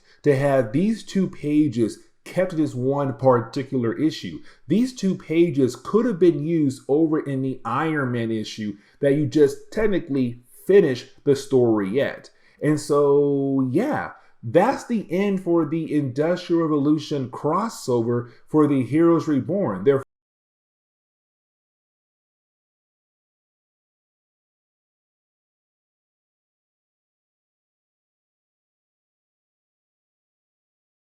Okay, so let's go ahead and get back into our coverage over Heroes Reborn. Now, we're kind of picking up post-Industrial Revolution crossover, and we do pick up with Fantastic Four issue number 6. Now, when it comes to this issue alone, we're really picking up with Fantastic Four going into the negative zone, but also kind of beginning the process of wrapping up this reality, actually. And you see what I mean as we go through today's video. But as we get into the opening pages of the storyline, we're really picking up where the Industrial Revolution had left off at. The whole idea that Ben Grimm got some radiation burn trying to help out Fantastic Four and the Avengers deal with a Gamma Core back on Avengers Island. So currently right now, he's in the hospital until his hands are properly healed up. Now you do have the Fantastic Four paying a visit over to their dear friend Ben Grimm to make sure he is okay. But while you do have the Fantastic Four leaving for the day, you do have Ben Grimm get another visitor. And that would be Alicia Masters. Now, here's the thing, because at this point in time in Marvel Comics, these 2 characters have not officially dated one another yet. They have been trying to go on a date, but every single time they try to have a date, something would pop off. Like, for example, the last time for Ben Grimm, he had to go over to Latveria to help save the rest of the Fantastic Four when it came to fighting against Doctor Doom and the Super Skrull. But now it's these 2 characters finally getting a chance to sit down with one another to have some private time with each other. But this kind of leads into us seeing our heroes going into the negative zone. Because for Reed Richards, once you have Reed, Susan, and also Johnny Storm head back over to the Baxter building, he has been trying his best to fully understand where their powers came from. And so when it came to Reed Richards, he kind of realized there had to be some kind of connection from their powers and also the powers of the Silver Surfer. You know, of course, our heroes being hit with cosmic rays. Now, with all that being said, for Reed Richards, he had discovered the negative zone. And here's the reason why. Because he realized when it came to the Silver Surfer, when it came into their galaxy, he used a wormhole. But inside that wormhole is the negative zone. So technically, it was Silver Surfer being able to travel across the universe by using that wormhole that cuts through the negative zone over to our galaxy. And so it's him saying, I want to go into the negative zone and go over to the other side of the universe to kind of figure out where the Silver Surfer came from.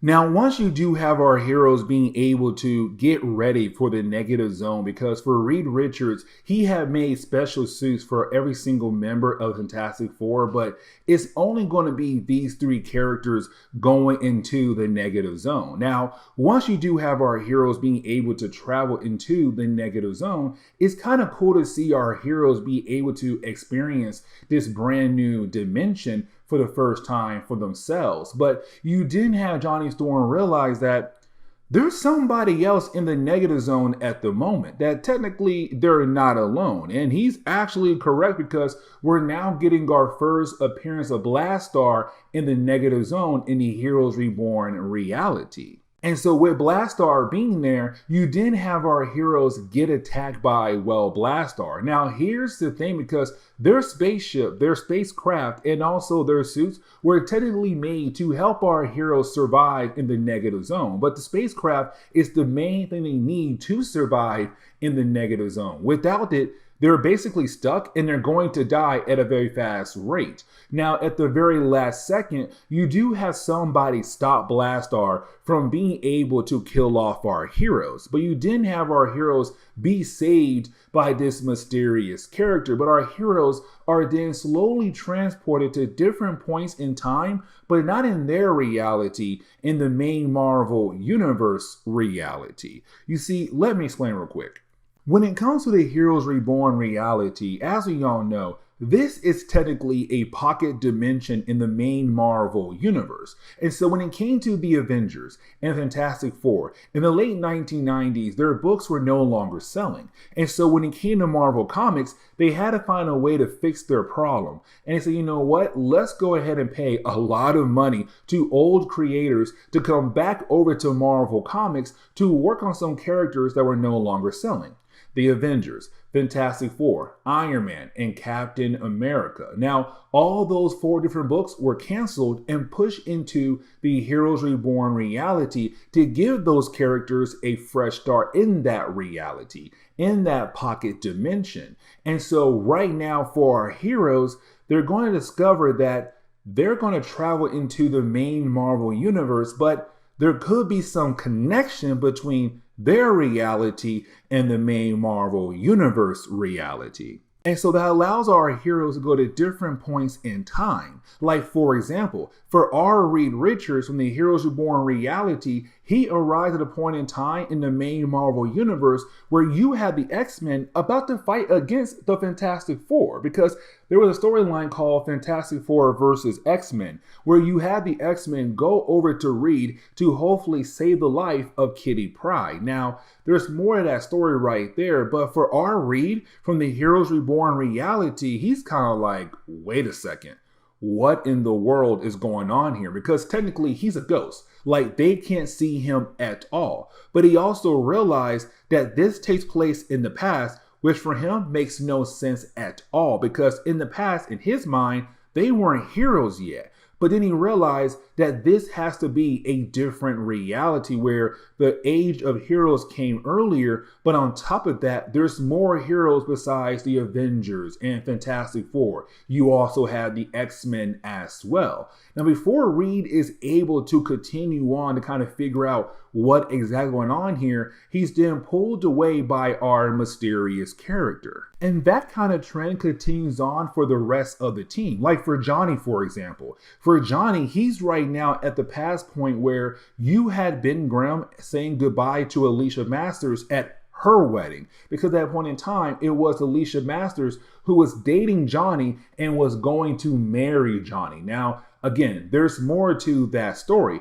but at first for Johnny, he believed like, okay, cool, it's Ben Grimm and Alicia Masters getting married. This is great. And just like Reed, he's a ghost. No one can hear him. No one can see him technically. But then you have Johnny realize that it's not Ben Grimm marrying Alicia Masters. It's him, but a older version of him. And so for Johnny, he's kind of wondering what in the world is going on here. But just like Reed, he's pulled away at the very last second.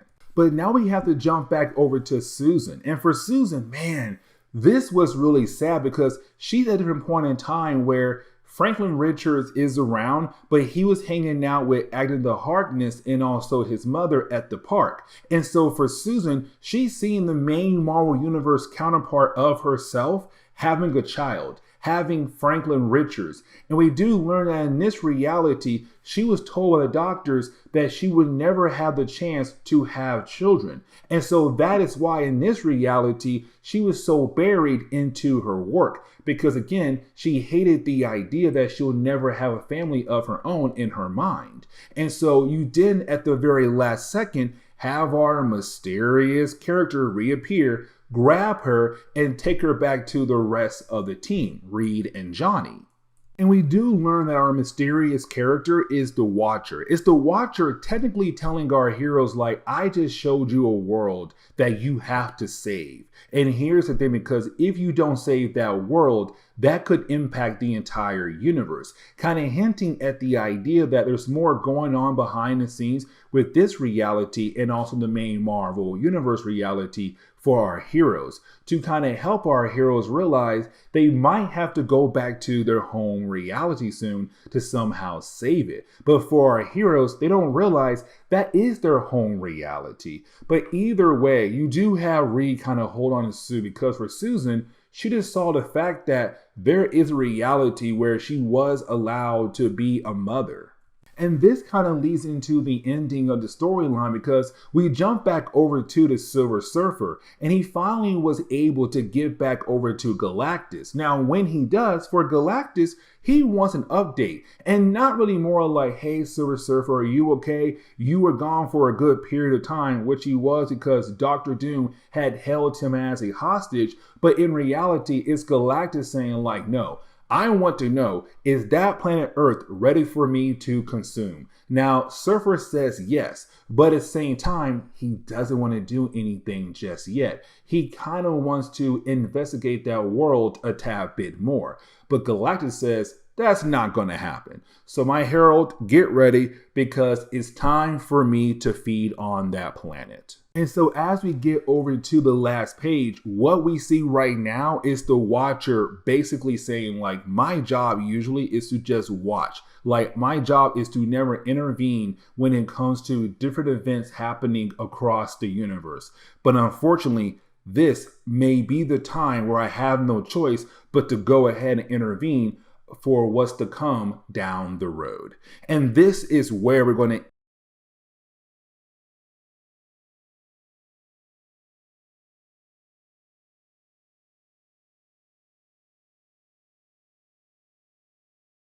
What's going on there, YouTube? Welcome back to another comic book video.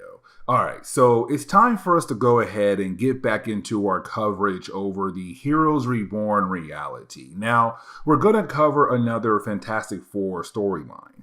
And when it comes to this Fantastic Four storyline, it's really more of us seeing the Fantastic Four finally meeting the Inhumans in this reality. Now, the opening pages of this storyline does not really deal with the Inhumans right off the bat. As a matter of fact, as we get into the opening pages of the storyline, we're really picking up with Susan Storm kind of still going through the idea of her not having a child. And let me explain. You see, in our previous video, when it came to Susan Storm and also some members of Fantastic Four, they went back over to the main Marvel Universe, but in the past of the main Marvel Universe.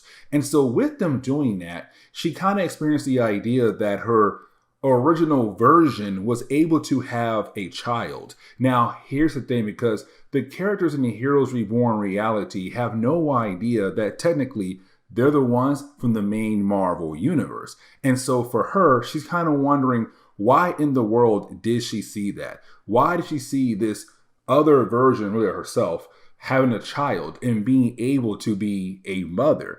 In this reality, she was told that she can never have children. And you can kind of tell that it really does bother her a lot. And so what she tries to do is keep herself busy, because once she does that, she's then able to kind of not really focus on that and focus on other things. Like, for example, the other members of Fantastic Four, like the Thing and also the Human Torch, because those two characters, they argue like brothers. And so for her, her main goal is to make sure this team runs perfectly. And so you have her right now putting those two characters in this training room to kind of have them go through some training sessions, but to really work on the idea of, well, being a team. And so at first they kind of struggle, right? But you do have the Human Torch and the Thing being able to work together to find a way to get out of her actual training program. Now, once you do have everyone get done with that, they do have some plans for the big night. You see, for our heroes, they were invited over to the American Museum of Natural History. And the reason why, because one of Reed's colleagues, better known as Dr. Harry Johnston, has returned from the Himalayas to unveil his latest find, which is the Makalu tablet. Now, the Makalu tablet is really important for the overall storyline. And here's the reason why, because it basically describes the idea that there was this ancient civilization before Homo sapiens. Now, when it comes to Reed Richards, he also realized something. Some of the engravings on the tablet look very similar to the ones he saw in Moleman's cave in the first story arc of this series. But let's also not forget, when he came to those engravings in Moleman's caves, he also realized there is some kind of connection to the space anomaly, better known as the Silver Surfer. Now, the rest of Fantastic Four, they do arrive at the museum. Matter of fact, we do see that Ben Grimm and also Alicia Masters, their relationship is actually working out great for them. Now, we also see Johnny Storm how to hit on this young lady there at the museum. The thing is, he has no idea that she has a date, and that date is no other than Tony Stark. So I kind of find it pretty funny where you have him kind of hit on her, and Tony's all like, hey, she's my date. Go somewhere else, kid. Now, this kind of leads into the idea of everyone just having a good old time at the party. You got people dancing, minding their business. Everyone is relaxing. But then out of nowhere, you have this party crasher. Somebody breaks into the Action Museum to steal the tablet. And the reason why, because that tablet could reveal a lot of different secrets about their people. So, of course, she wants to make sure to get their hands on that tablet. Now, she is able to get to the rooftop, except when she does, you have Johnny being able to hit her in the back. Now, when he does, it takes off her mask to reveal that this is Crystal. Now, for Crystal, she did not come alone. Matter of fact, she brought Gorgon with her as well, who does kick Johnny into a brick wall, and of course, his head does hit the brick wall, but they also brought Karnak as well. Now, with Crystal seeing what happened to Johnny, she's very worried about the idea of him dying, and kind of feels like it's up to her and the royal family to actually treat his injuries. And so they do call in Lockjaw. Now, before they do teleport away, you do have the rest of Fantastic Four arrive to check on Johnny. But the problem is, by the time they get there, the Inhumans, they leave with Lockjaw being able to teleport them away. And so for Fantastic Four members who got left behind, they're kind of wondering, like, first off, who are they? Second off, where in the world did they take Johnny to? Now, for Reed Richards, he was kind of able to work very quickly here and kind of figure out where Johnny was taken to, somewhere in the Himalayas. And so you do have our heroes get into an aircraft to fly over there. Now, when our heroes arrive in that one particular area, Ben realized that there's some kind of energy dampening field around that area. The problem is that by the time he tells Reed, it's too late. Their aircraft had hit that energy dampening field, and so of course that aircraft does lose energy and they crash into the Himalayas. Now, while you do have our heroes trying their best to survive in the harsh environment, they don't realize that they're being watched by somebody. And of course, that somebody really a group of people better known as the Inhumans, like Black Bolt and Medusa. But for the Fantastic Four, they're unable to keep going in the harsh environment. So of course, they all pass out right in front of the Inhumans. Now, as we dive into the second chapter, we really pick up with a character known as Firelord. Now, for Firelord, he's one of the heralds of Galactus. But here's the thing about Firelord, because he's been given a task, which is to go to different planets across the universe to see if they are truly ready to be consumed by Galactus. Now, in one of our earlier videos for Iron Man, we had learned that when it came to the heralds of Galactus, they had planted these devices in the different planets across the universe to kind of get those worlds ready to be consumed by Galactus. And matter of fact, one of those devices have been planted on Earth. And of course, the Earth is now ready to be consumed by Galactus.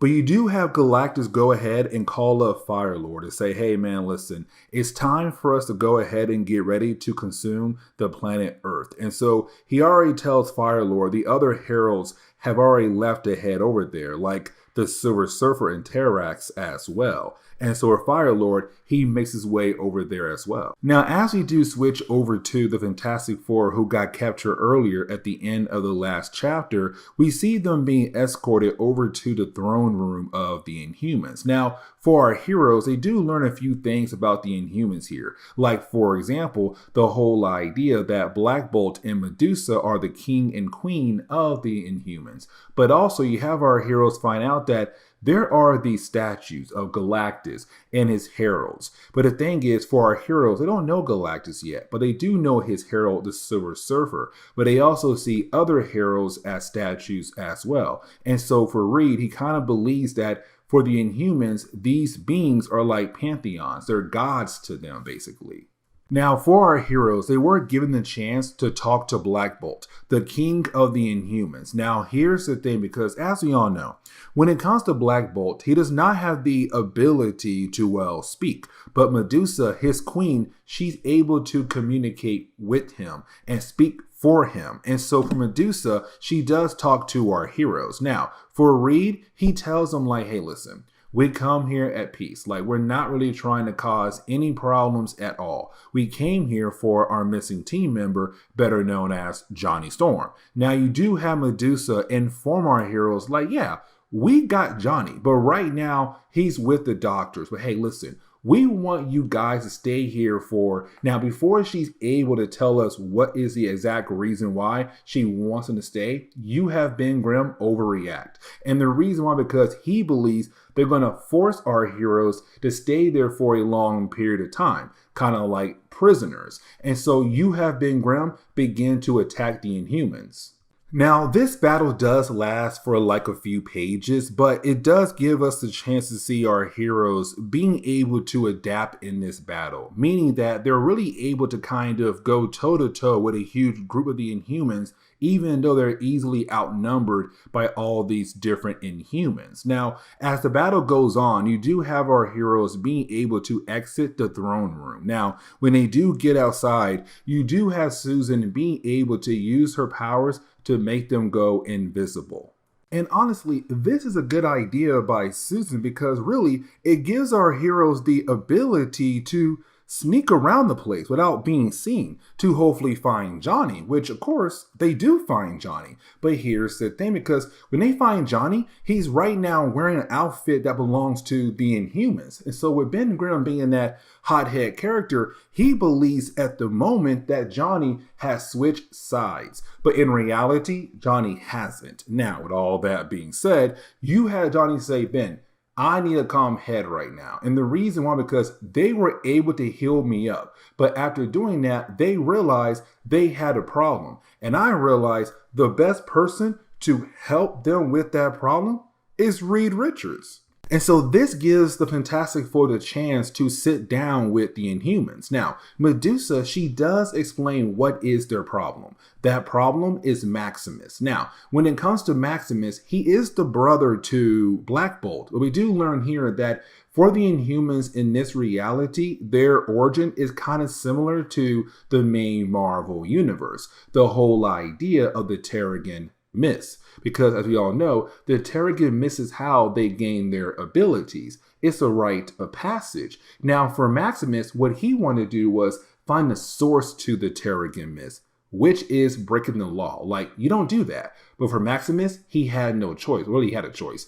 But he said, you know what? I'm going to do that. Now, when he did, out of nowhere, these weird mutated creatures just popped up left and right out of nowhere. And so for Medusa, she kind of wondered, what if they go out of their way to just block out those caves? But the problem is that there are a few Inhumans who believe that this is the first sign for what's to come down the road. The whole idea of Galactus. Because remember, Galactus to them is kind of like this pantheon, this god. But either way, for Medusa, what she wanted to do was to go down in the tunnels to figure out what exactly happened with Maximus and these creatures who just popped up out of nowhere. And that is why the Macula tablet is really important for this storyline, because the Macula tablet is part of a map, is a part of a piece to a bigger tablet that kind of shows people where to go in the caves involving the Terrigen Mist. The problem is that for the Inhumans, they can't read the tablets. Now for Reed, he can't either technically, but the symbols are very similar to what he saw in Moleman's caves. And so because of that, it allows him to figure out where to exactly go. He works out an actual map. And so it gives our heroes the ability to find the entrance to the Terrigen Mist. Here's the problem though, because when they do find his entrance, you have Reed bring up one good question, like, what is the actual connection between the Terrigen Mist, but also Galactus, the Silver Surfer? Because again, to the Inhumans, they look at those beings as pantheons, as great gods. Except when you have our heroes go inside the cave, they see dinosaurs appearing out of nowhere. But then they find Maximus, and you have Maximus tell us that he now holds the source of the Terrigen Mist. And so this leads into the third and final chapter of the storyline. But first, as we get into the opening pages of the third chapter, we do pick up with Galactus once again. Now, this is Galactus just out there consuming another planet, but making his way over to Earth. And we do get a chance to see another one of his heralds, better known as Plasma. But once he does consume that planet right there, he continues to make his way over to the planet Earth. But getting back over to our heroes who are getting ready to fight against Maximus the Mad, we do learn what he did here. You see, the reason why he decided to absorb or take control over the Terrigen Mist is because he knows Galactus is coming. And so his main goal is to get the Earth ready, because he knows when Galactus does arrive, there's going to be a trial. The whole idea of us being tested. And so for Maximus, he wants to make sure that Earth is ready to fight against Galactus and his forces to save the Earth. Now, for our heroes, they don't believe the idea that Galactus is coming, this devourer of planets. And so you do have our heroes begin to battle against Maximus and his army of mutated creatures. Now, as the battle goes on, you do have Maximus leave with Crystal.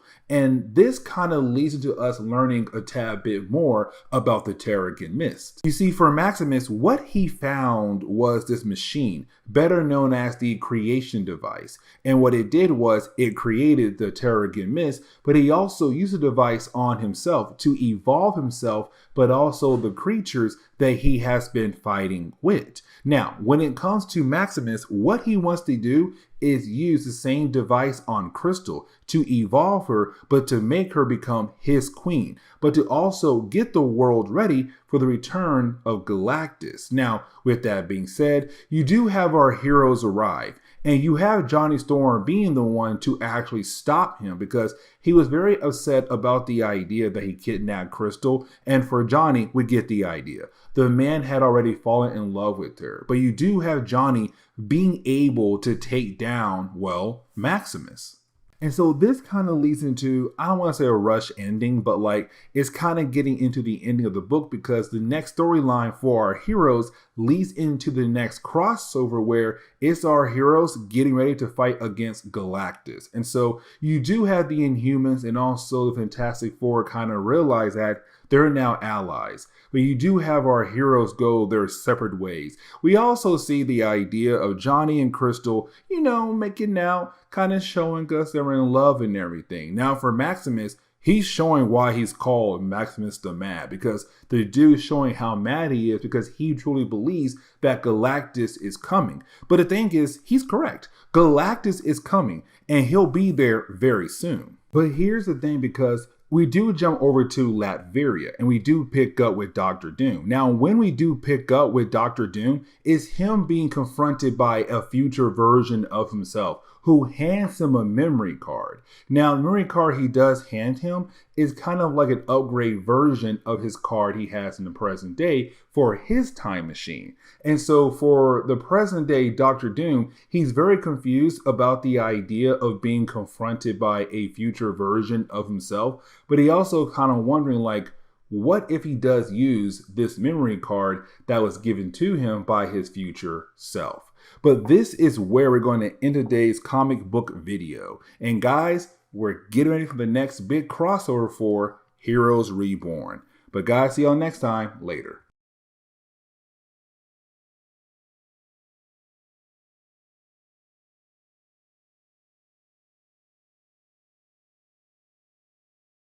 Galactus is coming. Like, one more time for y'all. Galactus is on his way to Earth to devour it. What's going on there, YouTube? Welcome back to another comic book video. Okay, so we're going to cover the next big crossover for the Heroes Reborn reality, better known as Heroes Reunited. Now, Heroes Reunited is really more the idea of our heroes coming together because, well, Galactus is coming.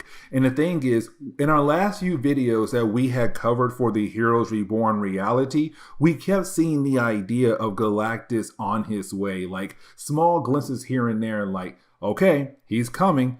He's coming again. He'll be there very soon, but now it's time for him to come to Earth. But for our heroes, they kind of ignored all these different hints of the idea of Galactus. But the problem is kind of like, no, you guys now need to get ready because here he comes. And so in today's video, we're going to cover the prologue and also part 1 of Heroes Reunited. And really, as we get into the opening pages of the storyline, we pick up with the Silver Surfer. Now, for the Silver Surfer, let's not forget that he's kind of the reason why our heroes, the Fantastic Four, were able to get their abilities, but also, like, he was captured by Doctor Doom. Now, with them being captured by Doctor Doom and having the Fantastic Four and also Black Panther going out of their way to save his life, it's kind of him feeling bad about the idea of Galactus heading over to their planet. Now, for Galactus, he already sent over his heralds to kind of get the Earth ready for his consumption. But for the Silver Surfer, it's him kind of wondering, how can he save his friends? Or possibly, how can he save the entire planet? And so, even though the other heralds have made their way over to the Earth, it's him saying now, like, okay, I need to get there in a hurry to kind of help them out because the heralds are really powerful and our heroes don't truly stand a chance against the heralds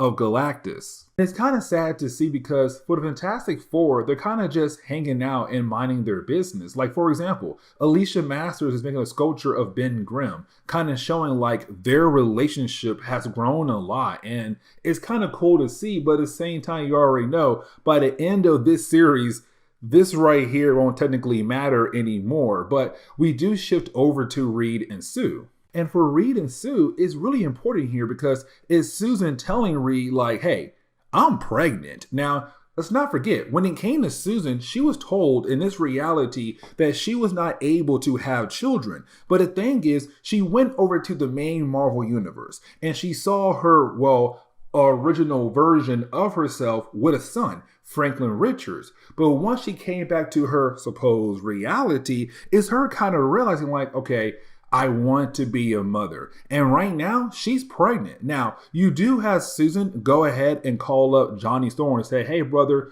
we're having dinner. We got some big news. But for Johnny Storm, he's kind of in this mindset right now where he's just upset about the idea that they had to leave the Inhumans behind because he's fallen in love with Crystal. And so because of that, you have Johnny right now just in the training room, just going extreme levels to kind of keep his mind off the idea of Crystal. But the problem is, once he does finish his training session, his mind goes straight back over to who? Crystal once again. But now we have to shift our focus back over to Terrax. Now, when it comes to Terrax, it's him right now just arriving on Earth. He's one of the heralds of Galactus, and he was tasked to get the world ready for the consumption of Galactus, which means like take out any possible threats that could take down Galactus, like the Fantastic Four, because the Silver Surfer told Galactus about them. And so for Terrax, he can see like, yeah, y'all got some cosmic powers in y'all, but like, hey,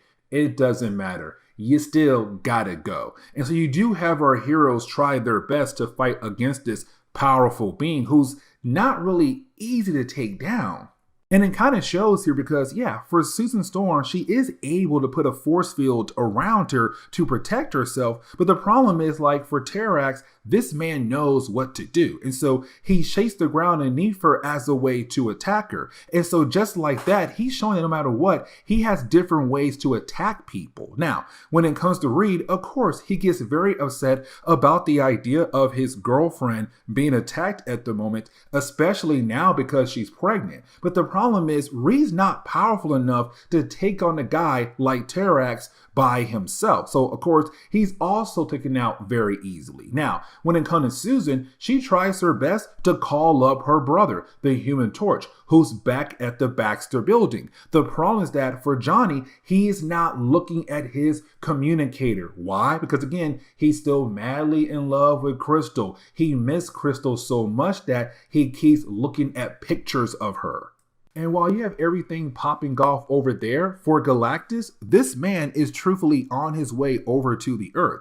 And so for Galactus, while being in his spacecraft, he looks over data about the Earth. And for this guy, he's getting really hyped about the idea of consuming the Earth because he realized there is a lot of life energy there. And so for him, he's kind of like, this is perfect.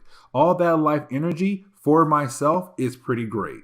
But as we do switch back over to Johnny Storm, it's him realizing that things have truthfully popped off back at the park with the rest of the Fantastic Four. So you do have Johnny head over there to kind of help them out. Except when he does arrive, you have him and Ben being able to work together to take down Terrax. Now, right after you have our two heroes being able to, take down Terrax for the time being, you then have the two go look for Reed and Susan. Now they do find Reed. When they find Reed, they are then informed about the idea that Susan is pregnant. So of course, everyone is excited, but here comes the big problem though, because yes, they did defeat Terrax. But like I said earlier, the rest of the Heralds of Galactus were also sent over to the Earth, which means here comes Firelord and also Plasma, two other Heralds of Galactus. And of course, for our heroes, it took a lot for them to just take down Terrax. But now they gotta fight against two more Heralds of Galactus. And this leads into Heroes Reunited Part 1. And so as we get into the opening pages of the storyline, we do pick up with Doctor Doom. Now, this is Doctor Doom arriving at New York City, arriving at the Laverian Embassy. And the reason why, because inside this place, he had his robots work on a brand new armor suit. Now, this armor suit will allow him the ability to siphon off the energy of somebody who has cosmic powers. Like, I don't know, Terrax or Plasma or Firelord or hey, maybe Galactus. But it's Doctor Doom saying like he believes it's officially ready. Now, let's not forget, when it came to Doctor Doom, he was confronted by a future version of himself that tried to warn him about their future and handed him a card that held information about their future. But for Doctor Doom, he took that card and added it into his armor suit. But now we're kind of able to switch over to the Fantastic Four as you do have the Human Torch in the Thing wanting to fight against the Heralds of Galactus. Now, of course, this is a bad idea because it took the entire team to defeat just one of the Heralds of Galactus. But now you're talking about three of them. Now, for Reed, he tries his best to kind of talk everything out. But with the idea of Terrax being a hothead character and also Ben Grimm as well, of course, it does lead into a battle. But like I said, these guys are Heralds of Galactus, so technically our heroes do not even stand a chance against these guys. But luckily for our heroes, you do have the Silver Surfer arrive at the very last second. And this is really more of the Silver Surfer kind of telling us, the readers, but also the other Heralds of Galactus, that he looks at the Fantastic Four as not just heroes or just powerful beings, but also as his friends. Now, you do have Terrax kind of confused about the idea of the Silver Surfer kind of not really doing what their master had asked him to do. But you didn't have Galactus call back his heralds, and you have all four of them leave just like that. But right after you have the Heralds of Galactus leave, you then have our heroes be called up by S.H.I.E.L.D. And so you have our heroes head over to the helicarrier. Now, this begins the process of the actual crossover. So the Fantastic Four are being confronted by Nick Fury and also the Avengers. And so you do have Nick Fury say like, hey guys, listen, this room right here, it handles space problems. And we kind of find out that you had shield detected the spacecraft that Galactus used as a way to travel across the universe. And apparently he had just passed the moon. So he's right outside the Earth space at the moment. And so you had Nick go ahead and sent out these probes to kind of get a good idea of what they're looking at. Now, most of their probes do get destroyed, except for one. And so it's now our heroes getting their first look at the spacecraft that belongs to Galactus.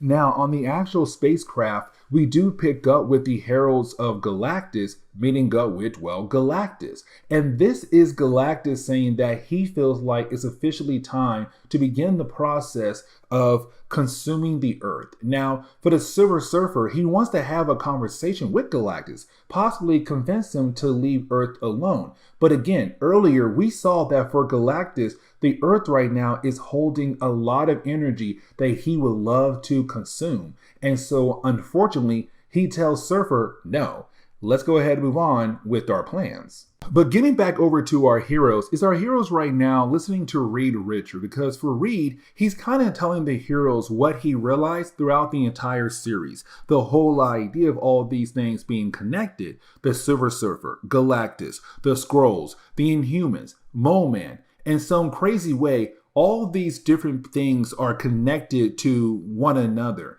And so for Reed, as he goes on with his speech, that is when S.H.I.E.L.D. is then informed about some kind of new device that Galactus had just released. Now, this device is breaking apart into multiple components that will travel across the Earth. And so for our heroes, what they want to do is go to those different locations and try their best to get rid of those components. Now, for Reed, he'll stay behind. And the reason why, because he's going to try his best to create a device that should possibly help our heroes win against Galactus. So this leads into the first team to go after the first component that did crash land in the Himalayas by Firelord putting it there. Now, the first team is the Human Torch and the Inhumans. Now, this makes a lot of sense. And the reason why, because as we all know, for Johnny Storm, he's madly in love with Crystal, but also he wants to help out the Inhumans. Now, here's the thing, because Firelord is actually a very strong opponent. And even though you do have the Human Torch there, when it comes to Firelord, his powers are completely different from the Human Torch. So unfortunately for Johnny, he's not really able to do anything to Firelord, but Firelord can't. Now, you do have Firelord kind of tell us that the Inhumans should not be trying to attack him because he is a herald of Galactus. And let's not forget, when it came to the Inhumans, they looked at Galactus and his heralds as pantheons, as gods. And so you have Firelord say like, hey, you can't attack me because, as you all know, once the Earth is consumed, your energy, your souls will go into your great god, better known as Galactus. And so now the question is, do the Inhumans attack Firelord to save the Earth or not do anything because of their culture? But you have Black Bolt choose the idea of saving the planet. And so for Black Bolt, he does attack the component that Firelord had placed down. Now, here's the problem though, because this component is storing a lot of energy. So with the idea of our heroes trying to get rid of it, of course, it begins to blow up. And so we're kind of left to believe of the idea that, well, the Inhumans plus the Human Torch had just died. Now, the second team will be the Avengers, and they went over to Monster Island. And the reason why, because Plasma, the other herald of Galactus, well, she had placed her component right on Monster Island. So you do have our heroes arrive there and try their best to get rid of it. The problem is, it's our heroes fighting against Plasma, but also fighting against Moleman, because Monster Island is Moleman's home. Now, while you do have our heroes being able to fight against both Plasma and also Moleman, the component has been activated. And so you have Namor go ahead and say, you know what? Let me sacrifice my life as a way to save the world. And so you have Namor take the component into the depths of a trench nearby, hoping the water pressure will be strong enough to just go ahead and destroy the component, but also making sure the explosion does not hit our heroes nor Monster Island. Now, for the surviving heroes, they do go back over to New York, except when they do, they're now seeing S.H.I.E.L.D. trying to fight against Galactus, which honestly is a bad idea, but they're trying. And you have Nick trying to use the helicarrier as a way to attack Galactus with all the weapons on the helicarrier. But you have Galactus take one shot, and just like that, the helicarrier is now about to blow up. And the reason why? Because of the reactor core. And so you have Nick tell all of his agents to get the heck out of there. Because for Nick, what he's going to do now is pilot the helicarrier over to Galactus, hoping that when the reactor core blows up, it might do some serious damage to Galactus or possibly stop him, but also his devices as well. And so for our heroes, unfortunately, they have to watch Nick Fury give up his life to hopefully save the world. And so just like that, there is an explosion. Except for Nick Fury, his plan does not work at all because you have Galactus survive the explosion, but you didn't have Galactus use the metal on the different skyscrapers around him to repair the damage done to his devices that Nick Fury had tried to blow up. So technically, Nick's plan had completely failed. And so for our heroes, they're kind of like, okay, we got to retreat right now because technically we're losing this battle. We got to find a way to stop this guy. And so this kind of leads into our heroes having a meeting, right? Now, when our heroes do have this meeting, it's really more of Reed trying to re-explain everything to us again. Like, hey, those components out there, they are technically being used as a way to kind of get the Earth ready for Galactus to consume. Now, once you do have our heroes learn that lesson right there, we also learn here that for Reed, he had created this device that should allow our heroes to fight against the cosmic beings, like nullify their cosmic attacks. Now, you do have Ben Grimm go ahead and put on the device, but while you do have our heroes talking to one another, two things happen. The first is that you have Susan find out that Johnny is dead. But now our heroes are once again attacked by Terrax. Now for our heroes, they're really able to take care of Terrax very easily now, thanks to Ben Grimm's device. Sorry, Reed Richards' device, not Ben Grimm's device. But with Terrax being handled, you then have our heroes shift their focus onto taking out the main device that Galactus is currently using. The problem is that all their different weapons are not really working when it comes to trying to get rid of it.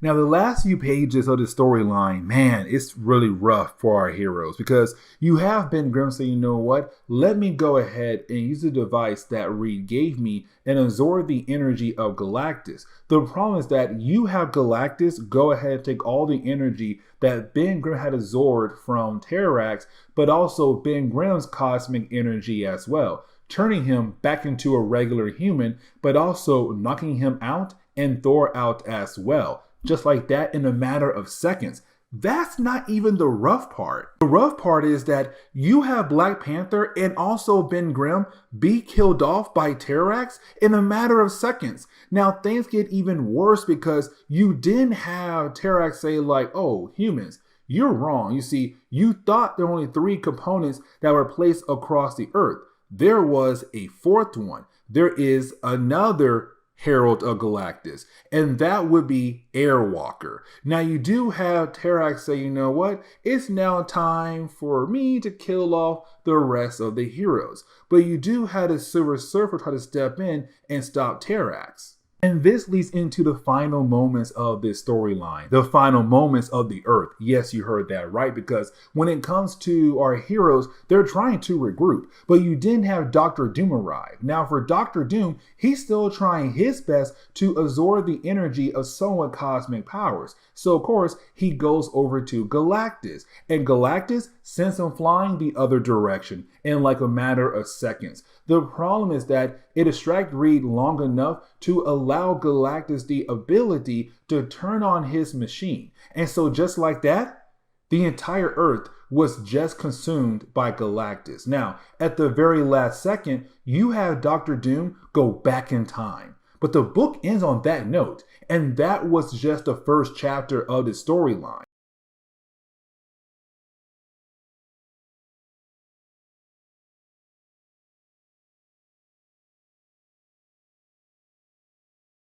Man, oh man, oh man. Okay, so it's time for us to go ahead and get back into more Heroes Reunited. And we do pick up with part 2. Now, guys, just in case you're kind of wondering, like, why in the world I'm doing like 4 different videos for Heroes Reunited, is because each issue is like 40 to 45 pages long. So it's pretty long enough for us to do a video for each one of these. But also kind of gives me a small break when it comes to recording all these different storylines that I do in a short period of time. But anyways, getting back into Heroes Reborn Part 2. As you all know, at the ending of Part 1, we saw that Galactus was able to destroy the Earth. Like, he consumed it. So it's kind of like the heroes are officially dead, right? But now we have to dive into Avengers issue number 12, part 2 of the storyline. And matter of fact, as we get into the opening pages of the storyline, we pick up in the past. We pick up the Avengers right now, giving the fake Thor a funeral. As you all know, when it came to Heroes Reborn, it was our heroes in the main Marvel universe transported into a brand new reality, but reborn in that brand new reality, except for Thor. For some strange reason, most likely because he's a god, when it came to Thor, he was not reborn in the Heroes Reborn reality. There was a fake Thor at first, and so we were kind of left to believe it was our original Thor, but it wasn't. And then out of nowhere, our Thor appeared in this reality. Now, the fake Thor died in a big battle against Loki. So right now, it's our heroes saying goodbye to the fake Thor for once and for all. But right after you have our heroes get done with the funeral, well, that is when you have Nick Fury get a call from one of his agents. Now, this guy is warning the Avengers, warning Nick like, hey, Galactus is coming. His heralds, they're killers. And matter of fact, they trashed my warp drive. Like, I'm gonna die as soon as I arrive back on Earth. But I want to tell you right now, y'all gotta get ready for Galactus. But the thing is, right after that message, that agent, his spacecraft, it flies right through the helicarrier into the Earth. Now, of course, the helicarrier did survive, but now as our heroes kind of wondering like, what the heck is Galactus? Because right now, this storyline is in the past. But right after that, you did have our heroes be confronted by Doctor Doom. Now, this is Doctor Doom from the future, from part 1. Because remember, at the end of part 1, Galactus was able to consume the Earth. But Doctor Doom was able to time travel back in time. And so now all we're seeing is Doctor Doom trying to warn the Avengers, S.H.I.E.L.D., Nick Fury, what's about to come. Here comes Galactus. He says, listen, what you have to do is get all types of missiles ready and use those missiles to hopefully kill off the Heralds. But also the Heralds, they're bringing devices to plant into the Earth. You must go out of your way to destroy the devices before they're able to be planted into the actual Earth. And then you have Doctor Doom leave. Now, for our heroes, they believe Doctor Doom, but mainly because, well, one of Nick's S.H.I.E.L.D. agents just crashed back on Earth and said Galactus is on his way. And so because of that, bam, Nick is on the game. Now for Doctor Doom, he knows the Heralds have to go. They're really powerful. And so for Doctor Doom, what he's going to do is use missiles as a way to kill off the Heralds. He also knows the Avengers are the Fantastic Four. They will try their best to fight against the Heralds. And so for Doctor Doom, what he wants to do is use the missiles to kill off the Heralds, and most likely it'll kill off the heroes as well. And honestly, for Doctor Doom, that'll be okay. And the reason why, because then everyone will be out of his way to allow him to rule over the Earth. And for Nick Fury, this man is already on the game plan when it comes to figuring out how to stop Galactus. He says, hey guys, listen, we got 3 locations where the Heralds might appear with their devices. And so what he did was, he already called up 3 different teams to handle these problems. The Fantastic Four, they're going to one location. The Avengers, a different location. The Hulk, the third location. Now, the Wasp and also Hank Pym, they stay behind because for Hank Pym, he has to show Wanda something very important. And that would be the Vision. And we do learn here that this is a new body that Hank Pym have created for the Vision. But also, when it came to Hank Pym, when he was inside the body of the Vision in the earlier storyline, you had Hank pull out a special chip. That special chip held all the memories of the Vision in that one single chip. So of course, when you have Hank plug that chip in the new body of the Vision, he remembers everything from the past. So now our heroes have another Avenger on their side to help out with this situation. But now we have to switch over to the Fantastic Four. Now, when they arrive at Moscow, they find the first Herald of Galactus. And of course, it would be the Silver Surfer, who's right now trying to plant the device into the Earth. Here's the thing, because for our heroes, they say the Silver Surfer in a previous storyline. But also, let's not forget, in the last chapter, when it came to the Silver Surfer, he had a change of heart when it came to the idea of Galactus trying to consume the Earth. But in this chapter, he's kind of like, hey, listen, I gotta do what my master tells me to do, which means if I have to fight against you guys, I will fight against you guys to allow Galactus to consume your planet. But let's not forget that Doctor Doom is watching this battle. And so for Doctor Doom, he's kind of like, cool, this is perfect because now I'm going to use some of my missiles to hopefully get rid of the Silver Surfer, but also his device. But at the same time, I can kill off the Fantastic Four all in one single blow.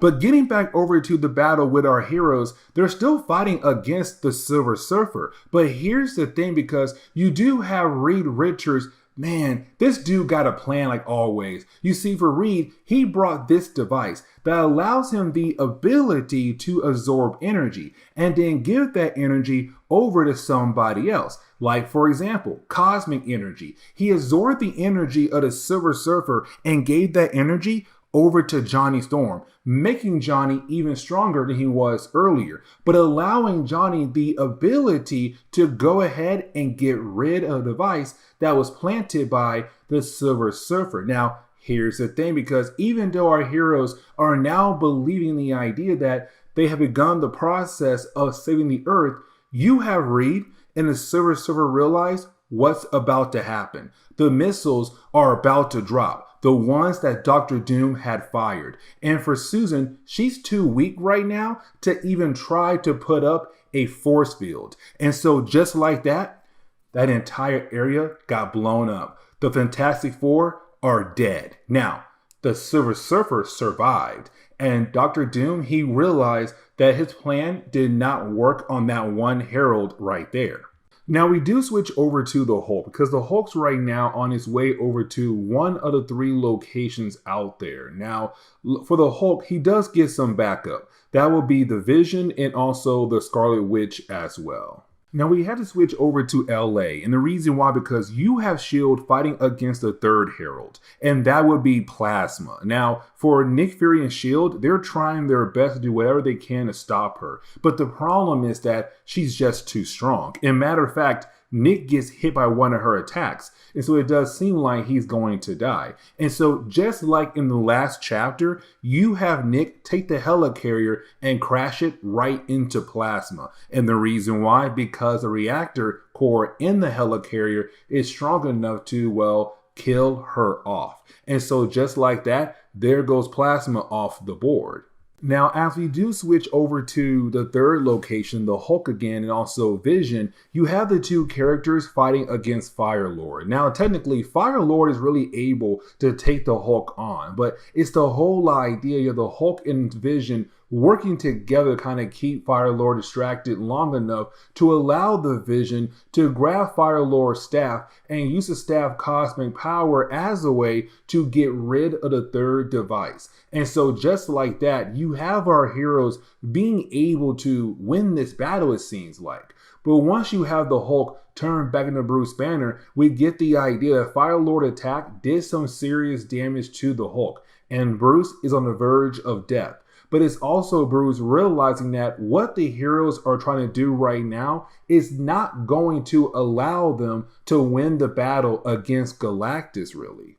But now we have to switch over to the Avengers. Now, when we do, it's really more of us seeing the Avengers fighting against Terrax. Now, for Terrax, he kills off Hawkeye very quick and easy. And I feel kind of bad because I am a Hawkeye fan, but at the same time, like, it's Hawkeye going up against Terrax. Like, it's not a fair battle at all. But either way, you do have the rest of the Avengers trying their best to get rid of Terrax, but also a device that he brought with him as well. Now, for Wasp, she also dies in the middle of the battle as well. And Thor does get hurt by Terrax pretty badly as well too. But you have Thor use his hammer to send Terrax right into the actual device, blowing it up, killing off Terrax. But also, again, it's our heroes believing that they are beginning the process of saving the world against Galactus. Now, for the Silver Surfer, he watched Plasma die, but he also watched Terrax die as well. Now, for Doctor Doom, he wanted to use another set of missiles, but the problem is that those missiles came from Russia.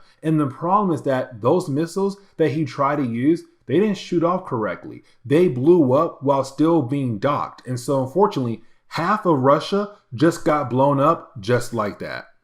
Now, when Galactus does arrive into New York City, he's confronted by what's technically left of the Avengers, Thor, Iron Man, and good old Captain America. But the problem is that you have our heroes find out that there is another Herald, and that will be Airwalker. But on top of that as well, when it comes to this Herald, he has another device. And matter of fact, more devices are being planted across the world to begin the process of allowing Galactus to consume the Earth.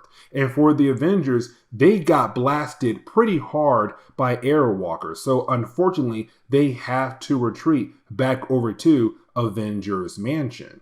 Now, once you do have the Avengers get back over to Avengers Mansion, they're then confronted by Vision, Scarlet Witch, Bruce Banner, Hank Pym, and Doctor Doom. Now, for Bruce Banner, the man got a plan. He said, hey, listen, we can't stop Galactus. The Earth is going to die, but let's go out with a bang. Let's go ahead and get rid of Galactus as well. And so what Bruce is saying is use the Gamma Core over at Avengers Island. Because remember, in an earlier storyline, when it came to the Gamma Core, it was kind of like this hole in space and time, pulling in different characters from different realities or different points in time. And so for our heroes, they believe if they go out of their way to destroy the Gamma Core, it should kill off the Earth, but also kill off Galactus as well. Now for Doctor Doom, he does not go with them at all because the Doctor Doom, what they're trying to do is completely crazy. And so for Doctor Doom, he leaves to once again try to time travel. Now,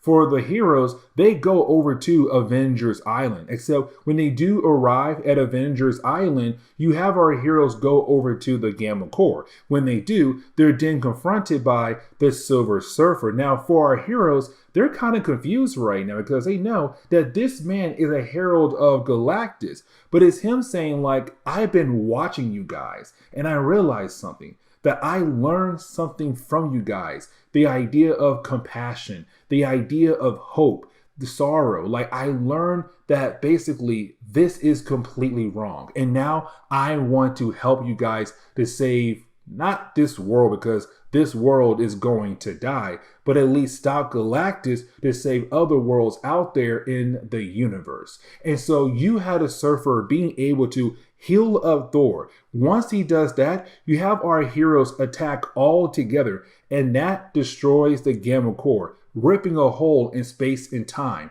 With that happening, of course, that means the Earth is gone just like that. Galactus gone just like that. Once again, the Earth has been destroyed in this storyline. The only thing left out there floating is Thor's hammer. And this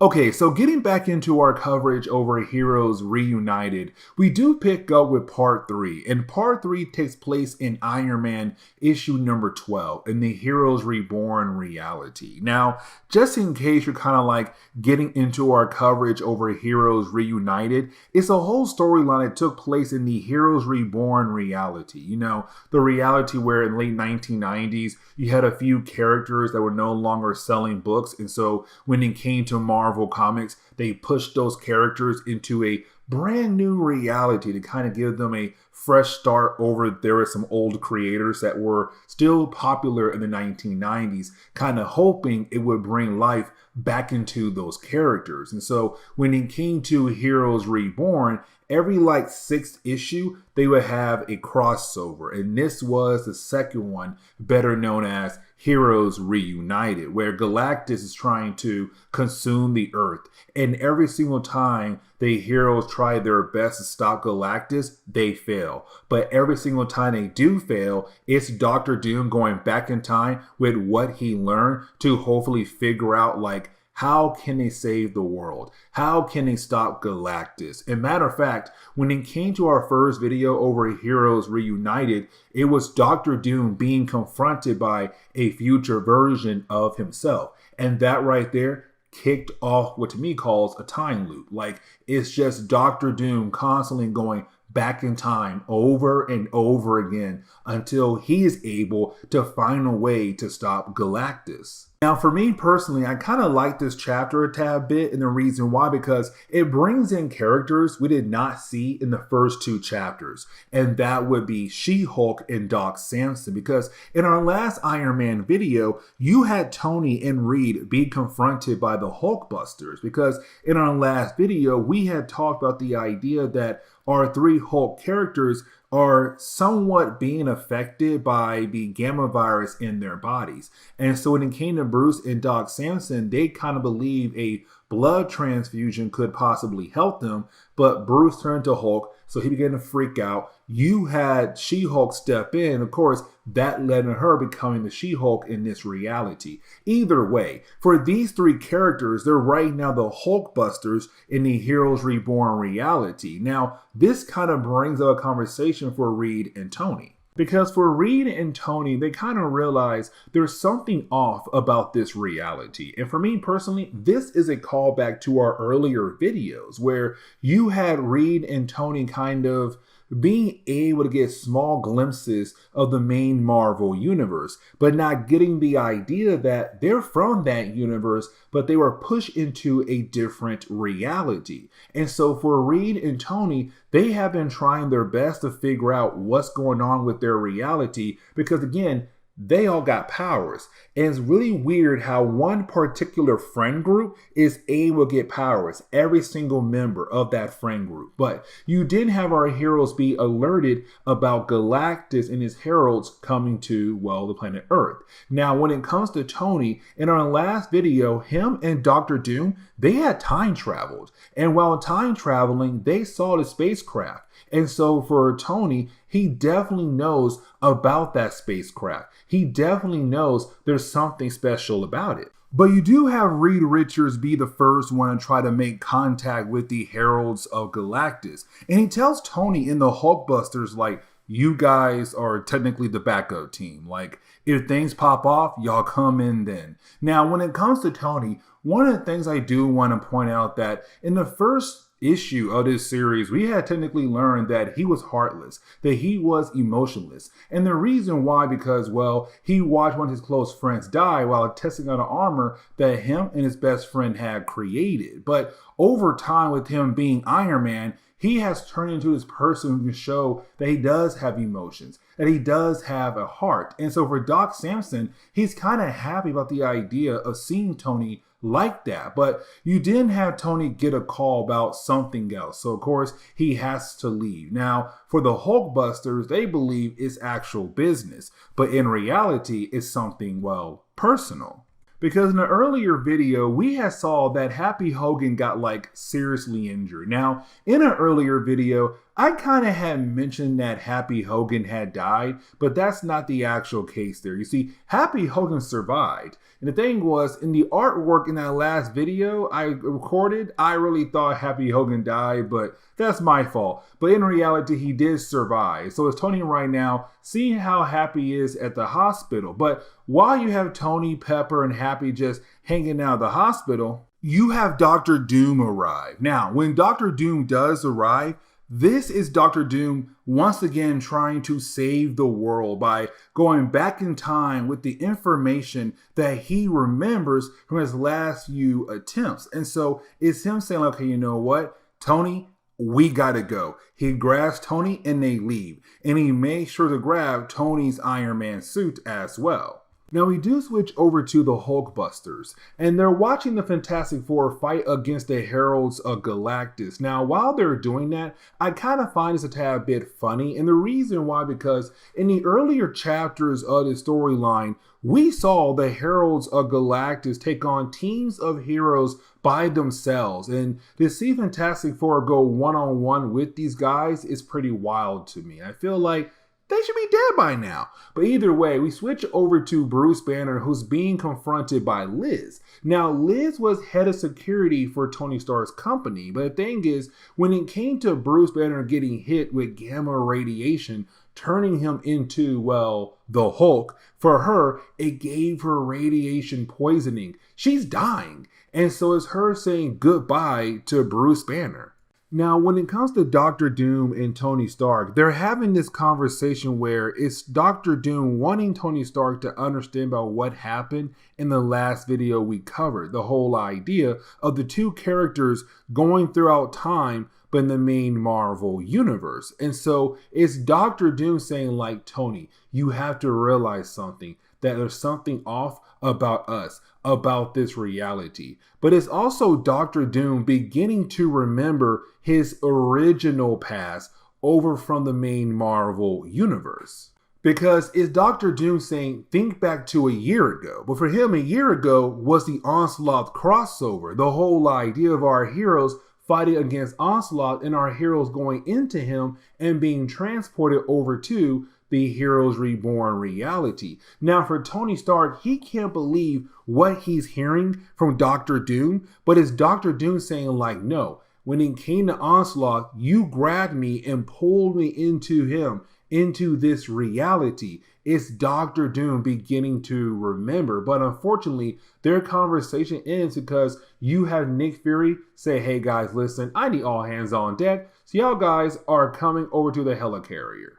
And this is more of Nick Fury telling the Avengers, like, hey, listen, so the Fantastic Four, they're dead. Like, they died fighting against the Heralds of Galactus. So, like, it's up to y'all to fight against them, but to also fight against their boss Galactus when he arrives. Now, once you have Doctor Doom hears that Reed Richards had died again, that's now twice that Reed Richards had died. It's Doctor Doom saying, like, okay, so, like, I need to work with the Avengers, work with my old colleagues from college like Hank Pym and Tony Stark to find a way to hopefully defeat Galactus and save this world. And so it's now our heroes beginning to move out with their plan.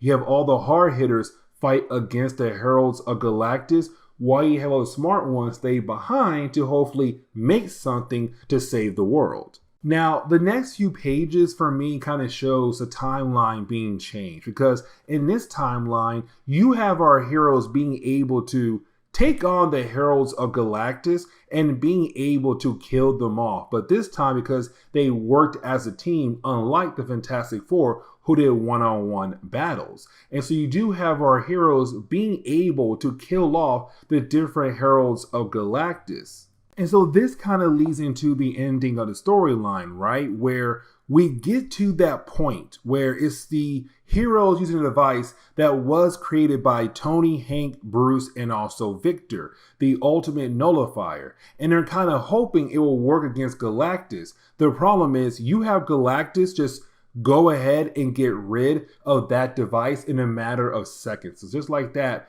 our heroes had failed. And so with our heroes failing, it's Doctor Doom realizing he has to go back in time once again to hopefully find a way to stop Galactus. And this leads into the final chapter of Heroes Reunited, which is part 4, Captain America issue number 12.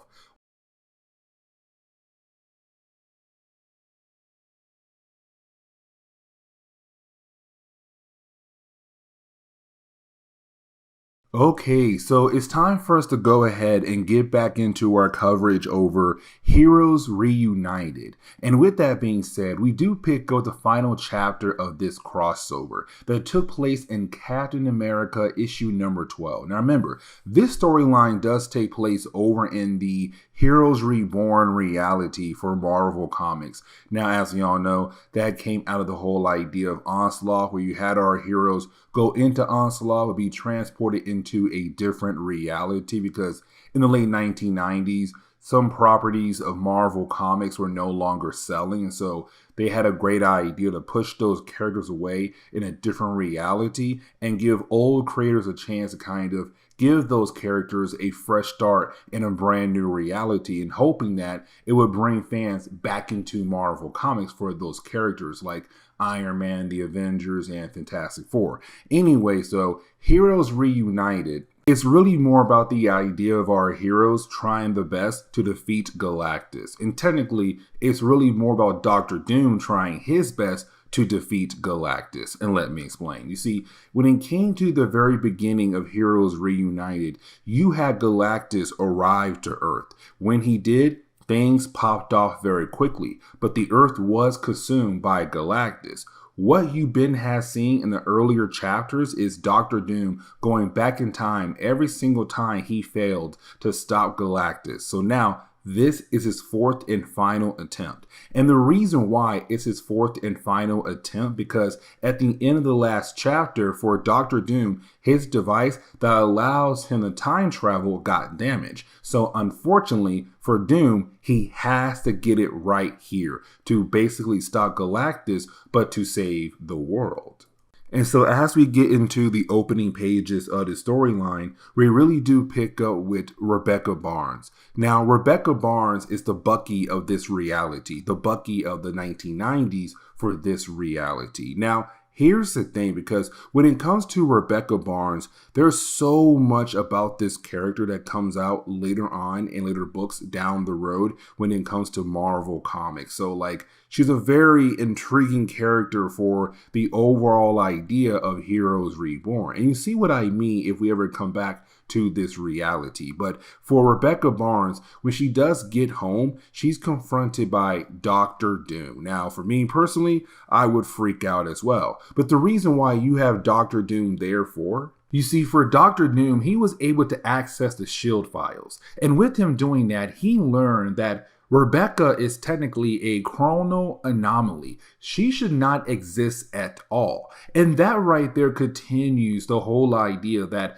Doctor Doom is slowly realizing that there's something off about this reality. The possibility that this reality should not even exist at all. And that right there is pretty important. But either way, for Doctor Doom, he feels like he should go ahead and just kill her off, because again, she should not even exist at all when it comes to this reality.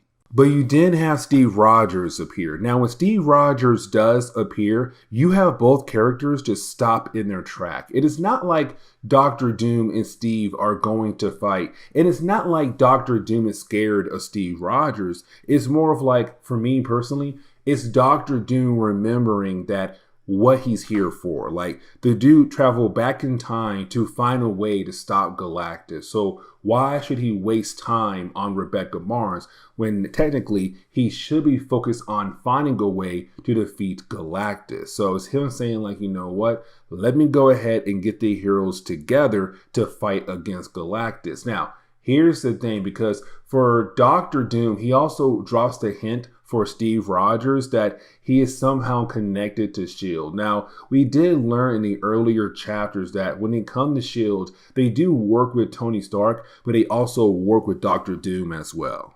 And so you then have Doctor Doom begin the process of trying to bring together the heroes of this reality. And the thing is, it's Doctor Doom also realizing that he needs Reed Richards. And for me personally, that is pretty big for Doctor Doom, because for Doom, he realized he needs the help of other scientists like Tony Stark, Bruce Banner, Reed Richards, Hank Pym, to find a way to defeat Galactus. But here's the thing though, because in the earlier chapters, we always saw Fantastic Four die first. And so when it comes to Doctor Doom, he knows that the Heralds of Galactus will fight against Fantastic Four. The Fantastic Four will die, and that will hurt their chances to finding a way to defeat Galactus. So you had Doom get the Avengers, they go out there, protect the Fantastic Four, defeat the Heralds of Galactus, and now you have our heroes being able to begin the process of working together to find a way to stop Galactus.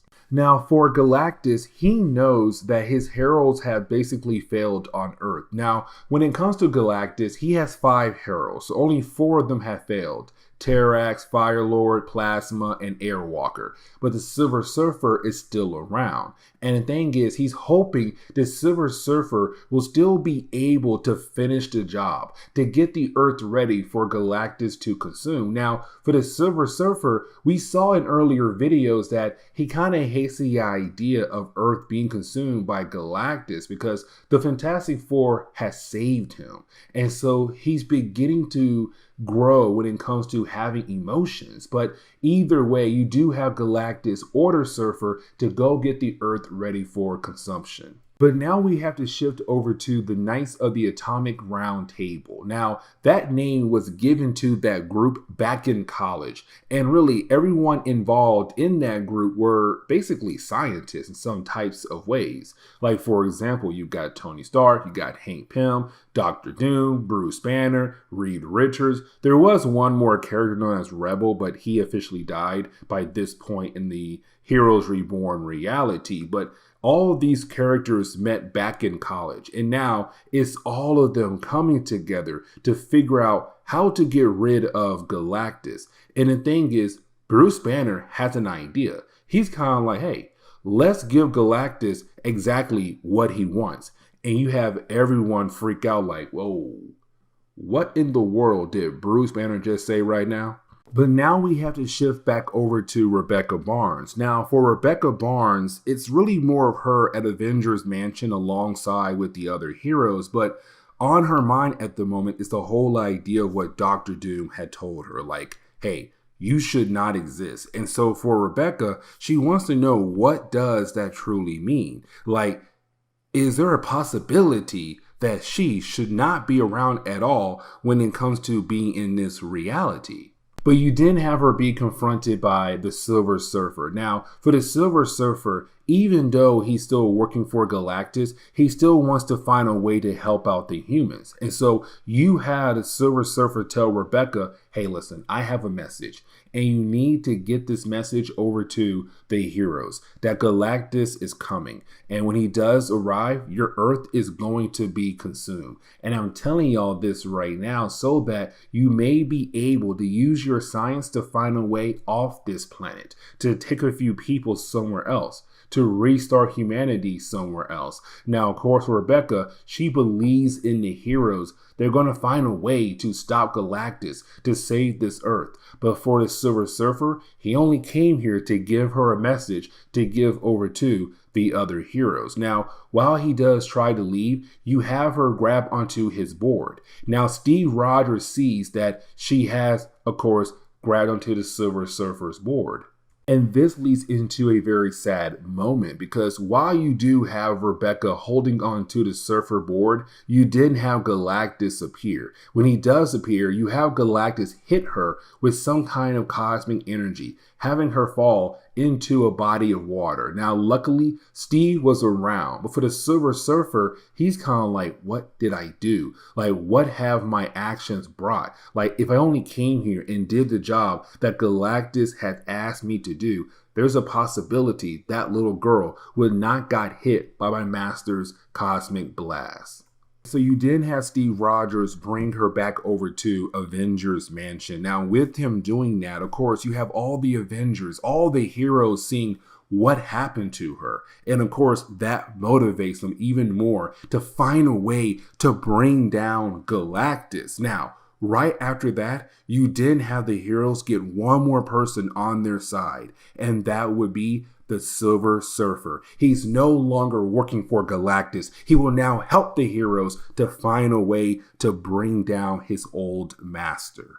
And so you have our heroes give the Silver Surfer the ultimate nullifier. Now, here's the thing, because if anybody ever used this device, you're going to die. It's a major sacrifice that technically has to be done as a way to get rid of Galactus. And so for the Silver Surfer, he agrees to be the one to sacrifice his life to save this planet. And so with the ultimate nullifier, what it's going to do is absorb the energy of our heroes, but also the energy of Galactus, and then continue to feed Galactus until technically he overloads. And so that is their actual plan to defeat Galactus once and for all.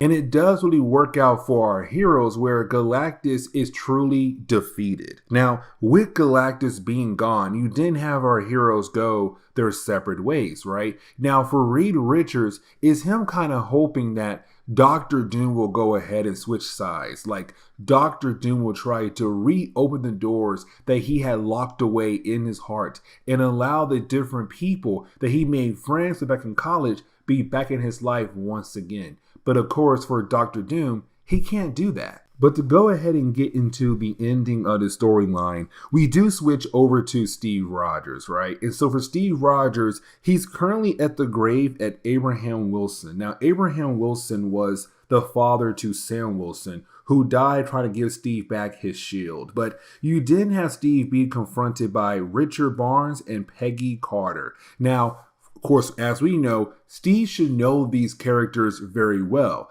But the thing is, Steve does not remember them. And this kind of leads into the idea of them, or they were going to, try to give us another origin story for Steve Rogers in this reality. But unfortunately, when it came to Heroes Reborn, it got canceled, and you did have our heroes go back into the main Marvel universe, restoring the original origin of Steve Rogers. But the reason why I'm saying all of this because for Steve, being confronted by Bucky and also Peggy and not knowing them, you didn't have Nick Fury appear. And for Nick Fury, he says, listen, we can't tell you how you know them or when you met them.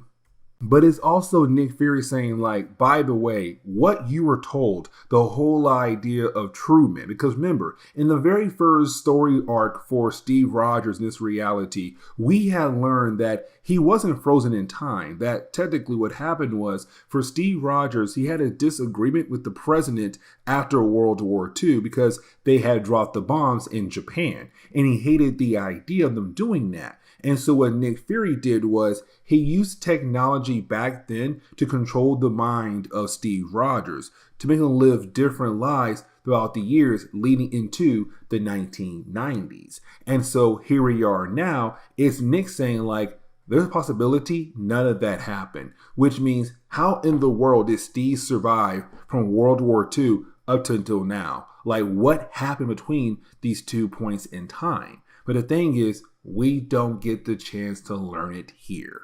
And so with that being said,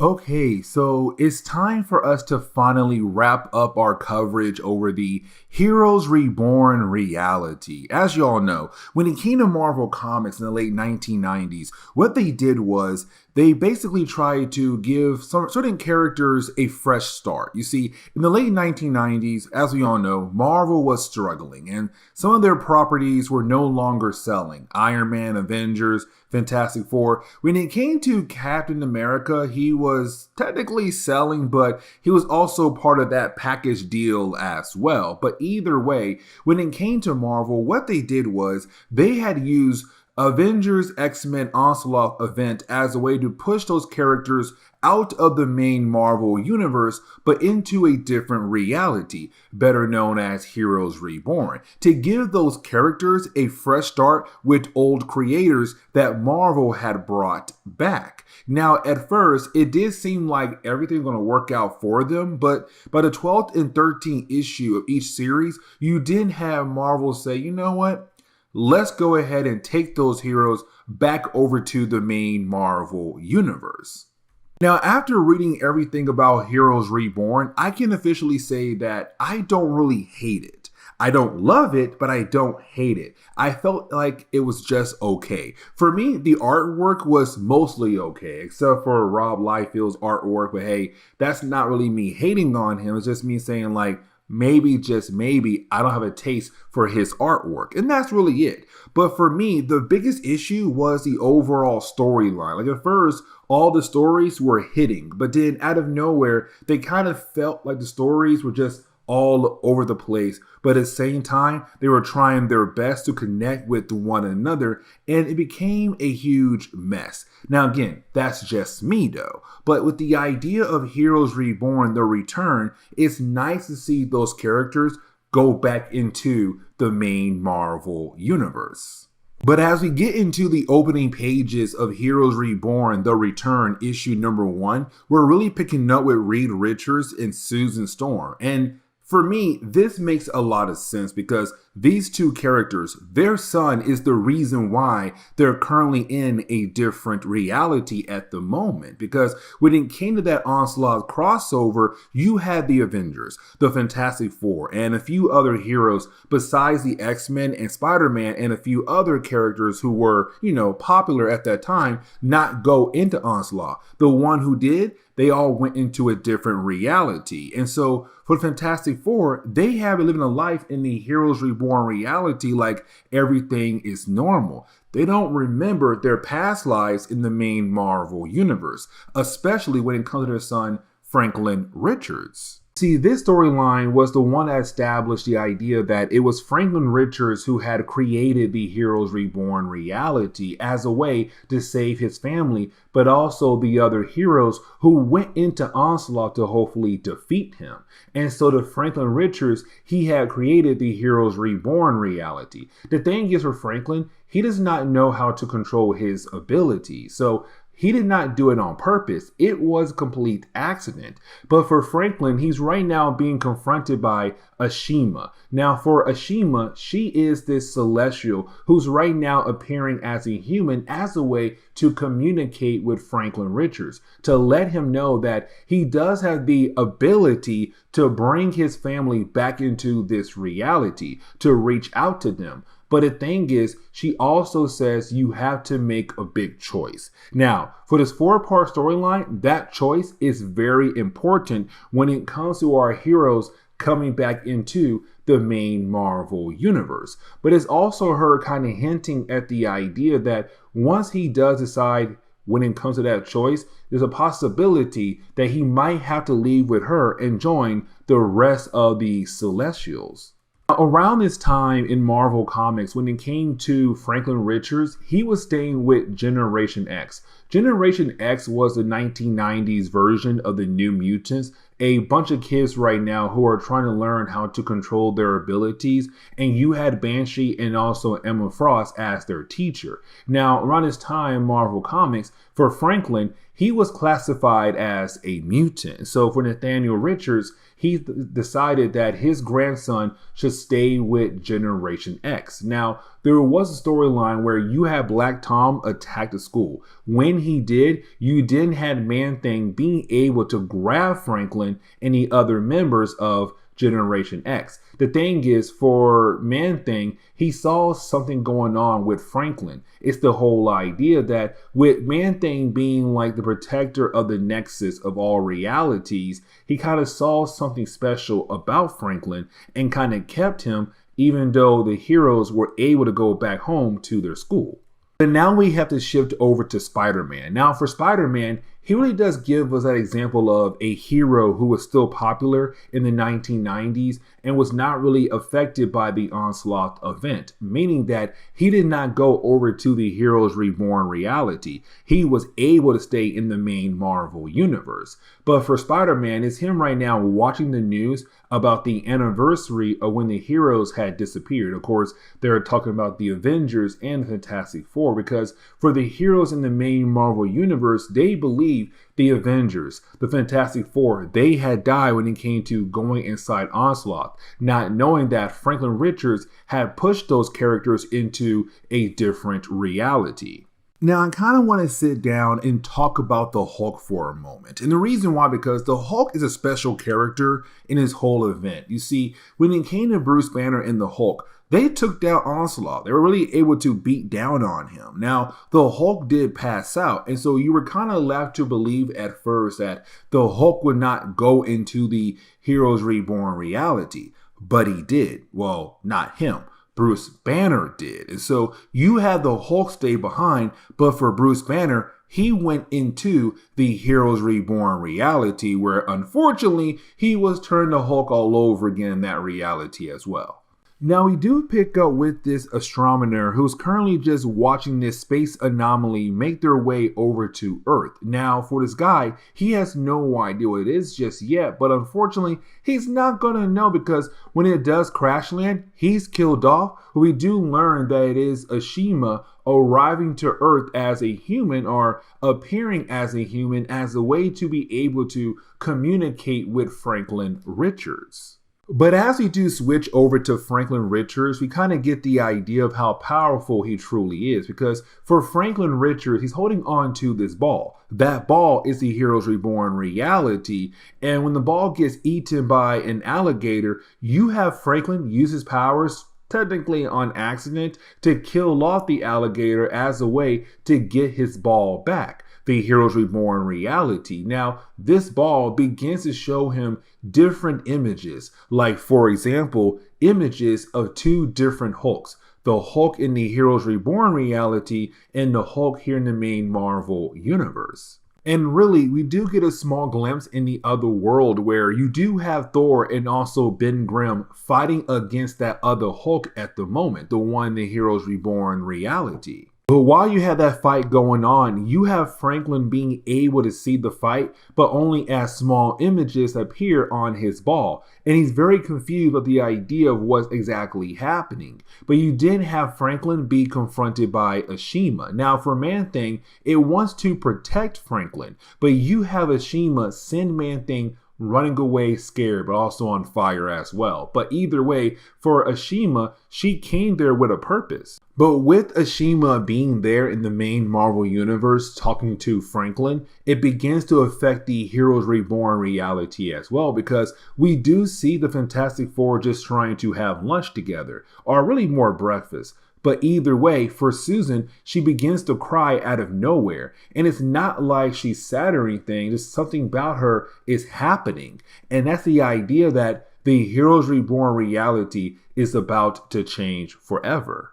Because as we do switch back over to Franklin Richards, who's still with Ashima, it's Ashima right now explaining everything to Franklin like, hey, listen, I'm a Celestial. I'm a very powerful being. Me and my fellow Celestials, we did experiments here on Earth. And of course, it led into you, a creation of a being that has the ability to warp reality, to create life. And that right there is pretty cool and all. But it's also her saying like, let me show you what you did technically on accident.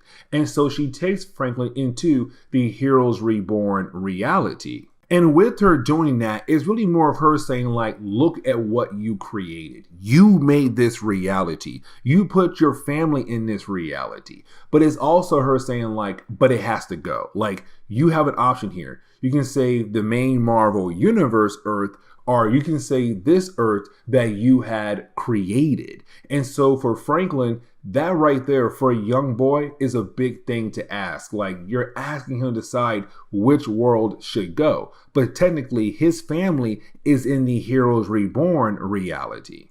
And so to close on the first chapter of the storyline, when we do jump over to Reed and Susan, they're laying in bed, but then they're confronted by Franklin Richards. The problem is that they don't remember Franklin at all, really. But for Susan, she kind of does. And here's the reason why, because when our heroes went into the negative zone, they were also able to get like small glimpses of their actual past over in the main Marvel universe. And so for Susan, she's kind of like, I was in this part of the negative zone where I saw myself, a different version of myself that was able to have kids, and they had a son named Franklin, the boy right now that she's currently seeing. And so of course she begins to freak out.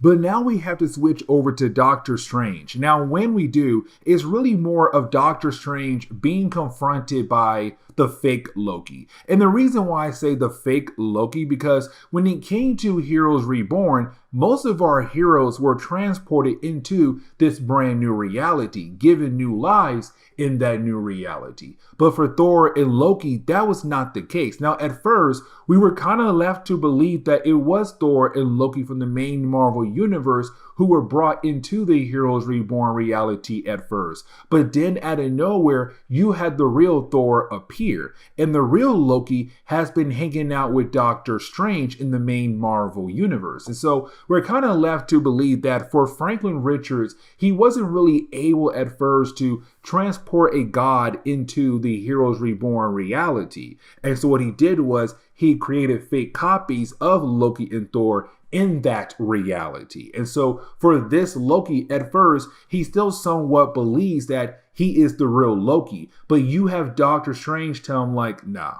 like you are not the real Loki. But while you do have the two characters talking to one another, well, that is when Loki freaks out. And the reason why, because something is coming after Loki in his reality. And that would be Ashima. And the reason why she's there right now killing off the fake Loki is because this fake Loki was, of course, being the god of mischief. He had his own plans, and of course, those plans involved both realities. But for Ashima, she made sure that Loki would not be able to meddle with the plans of the Celestials. But now we're able to work our way over to the Fantastic Four. And when we do, it's all of them right now just looking at Franklin Richards. But the problem is that none of them remember who Franklin is because they were given new lives in this brand new reality. Now, technically for Susan, she somewhat does remember Franklin because she saw him out in the negative zone. She saw that other version of herself, technically her original version. But you do have Franklin try his best to explain everything to the Fantastic Four. The problem is that he does mispronounce Celestials, and so with him doing that, unfortunately for Reed and Sue, they don't truly understand what exactly is going on. But you do have Franklin leave. Now, for Susan, she begs Reed to help out Franklin, to bring home their son. Now we do switch over to Spider-Man. Now for Spider-Man, we're technically going to use him as a way to bring the Hulk back into the picture, but also like the idea of what's happening across the nation. All these different natural disasters just popping up left and right across the nation. And that right there is somewhat important because we're going to see a similar thing happening over in the other reality as well. But now focusing on the Hulk, there's a whole idea that when it comes to the Hulk and him being split with Bruce Banner being in the other reality and also Hulk being in this reality, there's some kind of energy he's putting off at the moment. And really, you have the military stepping in, Hercules stepping in, but also the Thunderbolts. Now, the Thunderbolts were created as a way to kind of, watch over the world with the idea of the Avengers no longer being around. But either way, for the Hulk, it's very concerning because he's putting off some type of energy here at the moment. And while you have the Hulk just popping off in the main Marvel universe, over in the Heroes Reborn reality,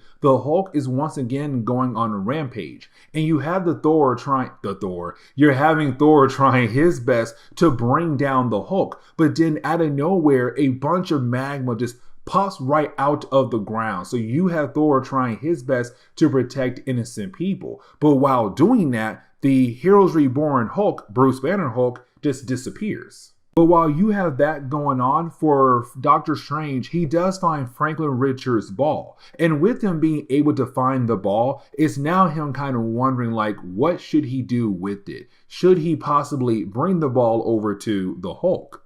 And speaking of Franklin Richards, who's still in the Heroes Reborn reality with Ashima, it's her telling Franklin, like, you gotta make a choice here. Like, you got two options. You can go ahead and save the Heroes Reborn reality, or you can possibly save the main Marvel Universe reality. But you gotta make a choice here. And the thing is, for Ashima, the way she talks about the beings in both realities, they're like ants to her. They're kind of like small, lesser beings who she should technically not care about. But for Franklin, they are still people who have lives. They're still alive, and he hates the idea of her looking at them as lesser beings. Now, you do have this wild animal appear, and when it does, for Franklin, he feels bad about the animal. He asks Ashima to help heal the animal, which she does, but then right after that, she kills off the creature, and that right there ticks off Franklin Richards a lot.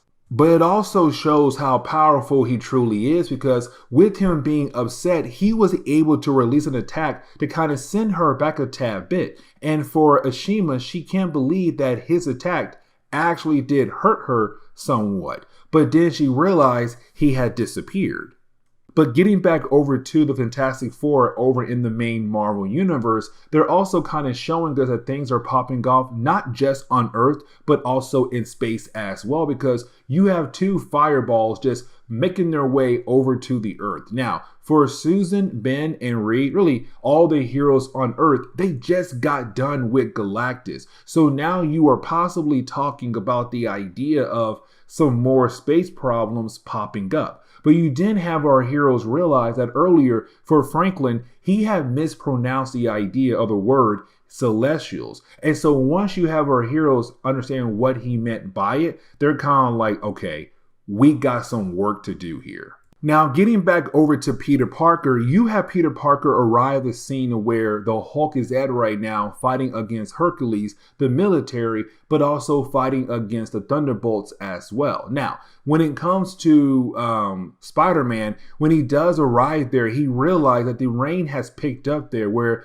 the entire area is being flooded. And you have the Hulk trying his best to keep the water away from him. But as soon as you have Spider-Man being able to land right on the Hulk, you have Doctor Strange fly by. When he flies by, he has that ball in his hand. And of course, that means our two heroes, the Hulk and Spider-Man, are easily transported into the Heroes Reborn reality.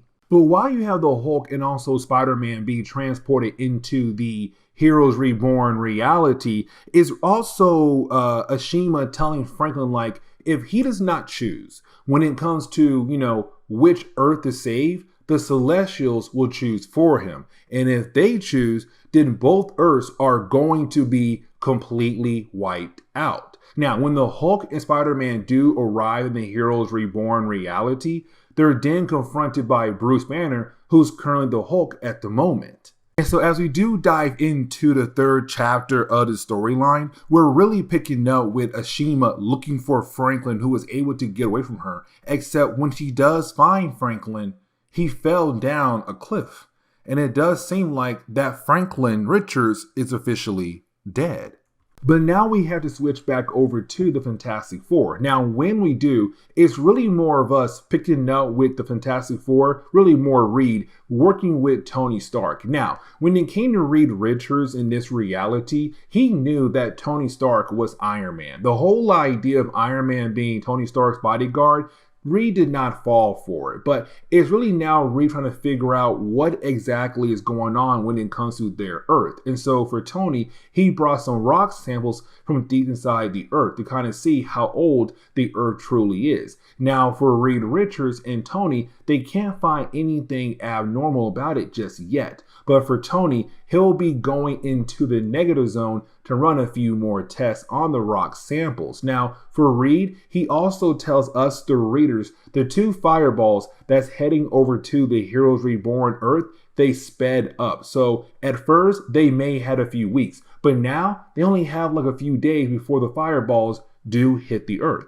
But now we have to switch back over to the idea of having two Hulks fight against one another. Now, while you do have the two Hulks fighting against one another, you have our Hulk. The one from the main Marvel universe recognized that the other Hulk is Bruce Banner, but in this reality, unfortunately, he had turned to the Hulk once again. Now, for the Hulk, while being in the main Marvel universe, he kind of felt like he was incomplete, that he was missing his other half, but he could not understand why he felt like that. Now he understands why he did, because he didn't have Bruce Banner in his mind with him in the last year. And so now seeing Bruce Banner as the Hulk and kind of realizing what he was supposedly missing is him being happy about the idea of moving on, but also wanting to continue to fight against Bruce Banner, who had hulked out, to see who would technically win, but to also get rid of him. Now, while you do have the two Hulks fall off the bridge and fall into a river, you didn't have Spider-Man be confronted by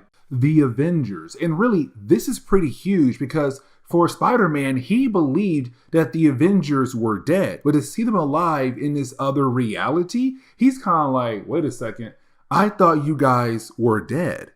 But as we do switch over to Ashima, it's her right now standing over the dead body of Franklin Richards. Now, you do have the other Celestials tell her, like, you need to bring him back to life, where of course she does go out of her way to bring him back to life.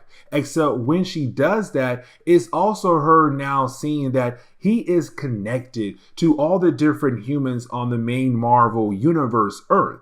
And so when she does touch him, she begins to get a crash course of the whole idea of the human race. And really, it kind of gives her emotions. Like she begins to understand what it feels like to be a human. And so once she does recover Franklin and he wakes up and asks her, like, can I now go see my mom and dad? She says yes.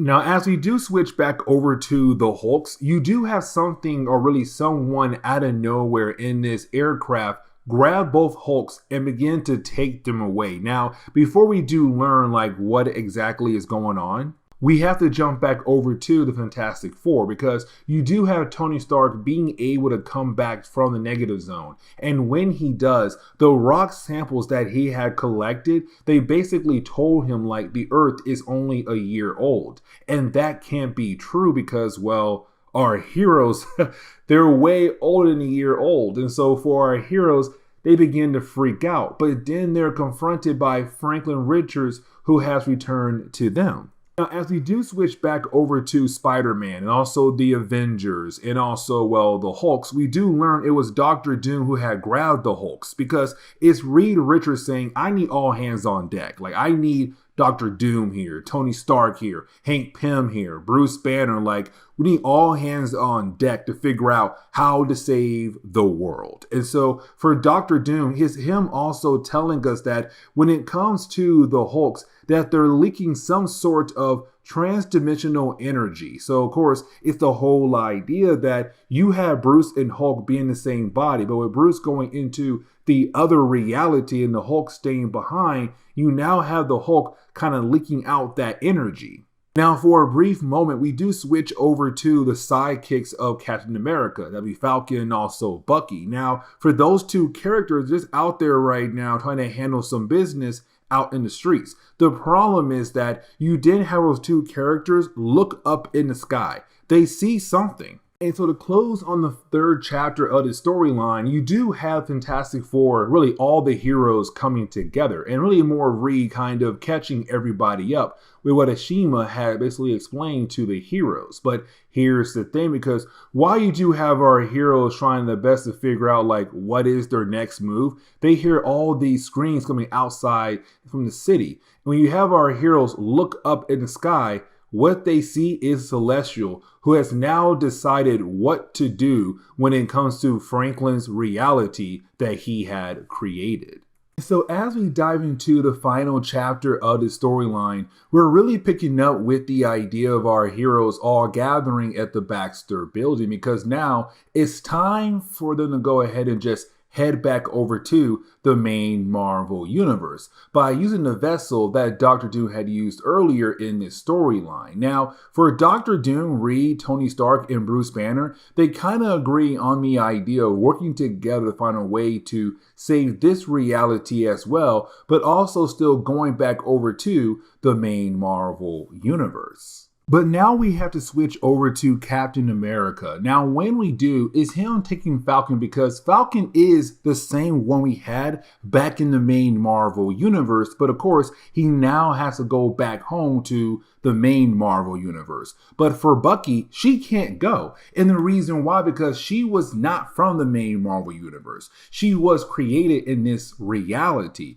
And so she does not understand why Steve and also Sam get the chance to leave, but she can't go with them. And the thing is, she has built a friendship with Steve Rogers. As we do switch back over to our heroes, is our heroes now telling Ashima like they don't like the idea of the possibility of this world dying. And so it's them saying like, yeah, we'll go back to the main Marvel universe, but at the same time, we want to make sure that this world sticks around. Now, she says no, because again, the Celestials said Franklin has to choose one of the worlds. He chose this one to get rid of, which means that if you guys try to back out of your word, then that means both worlds are going to be destroyed.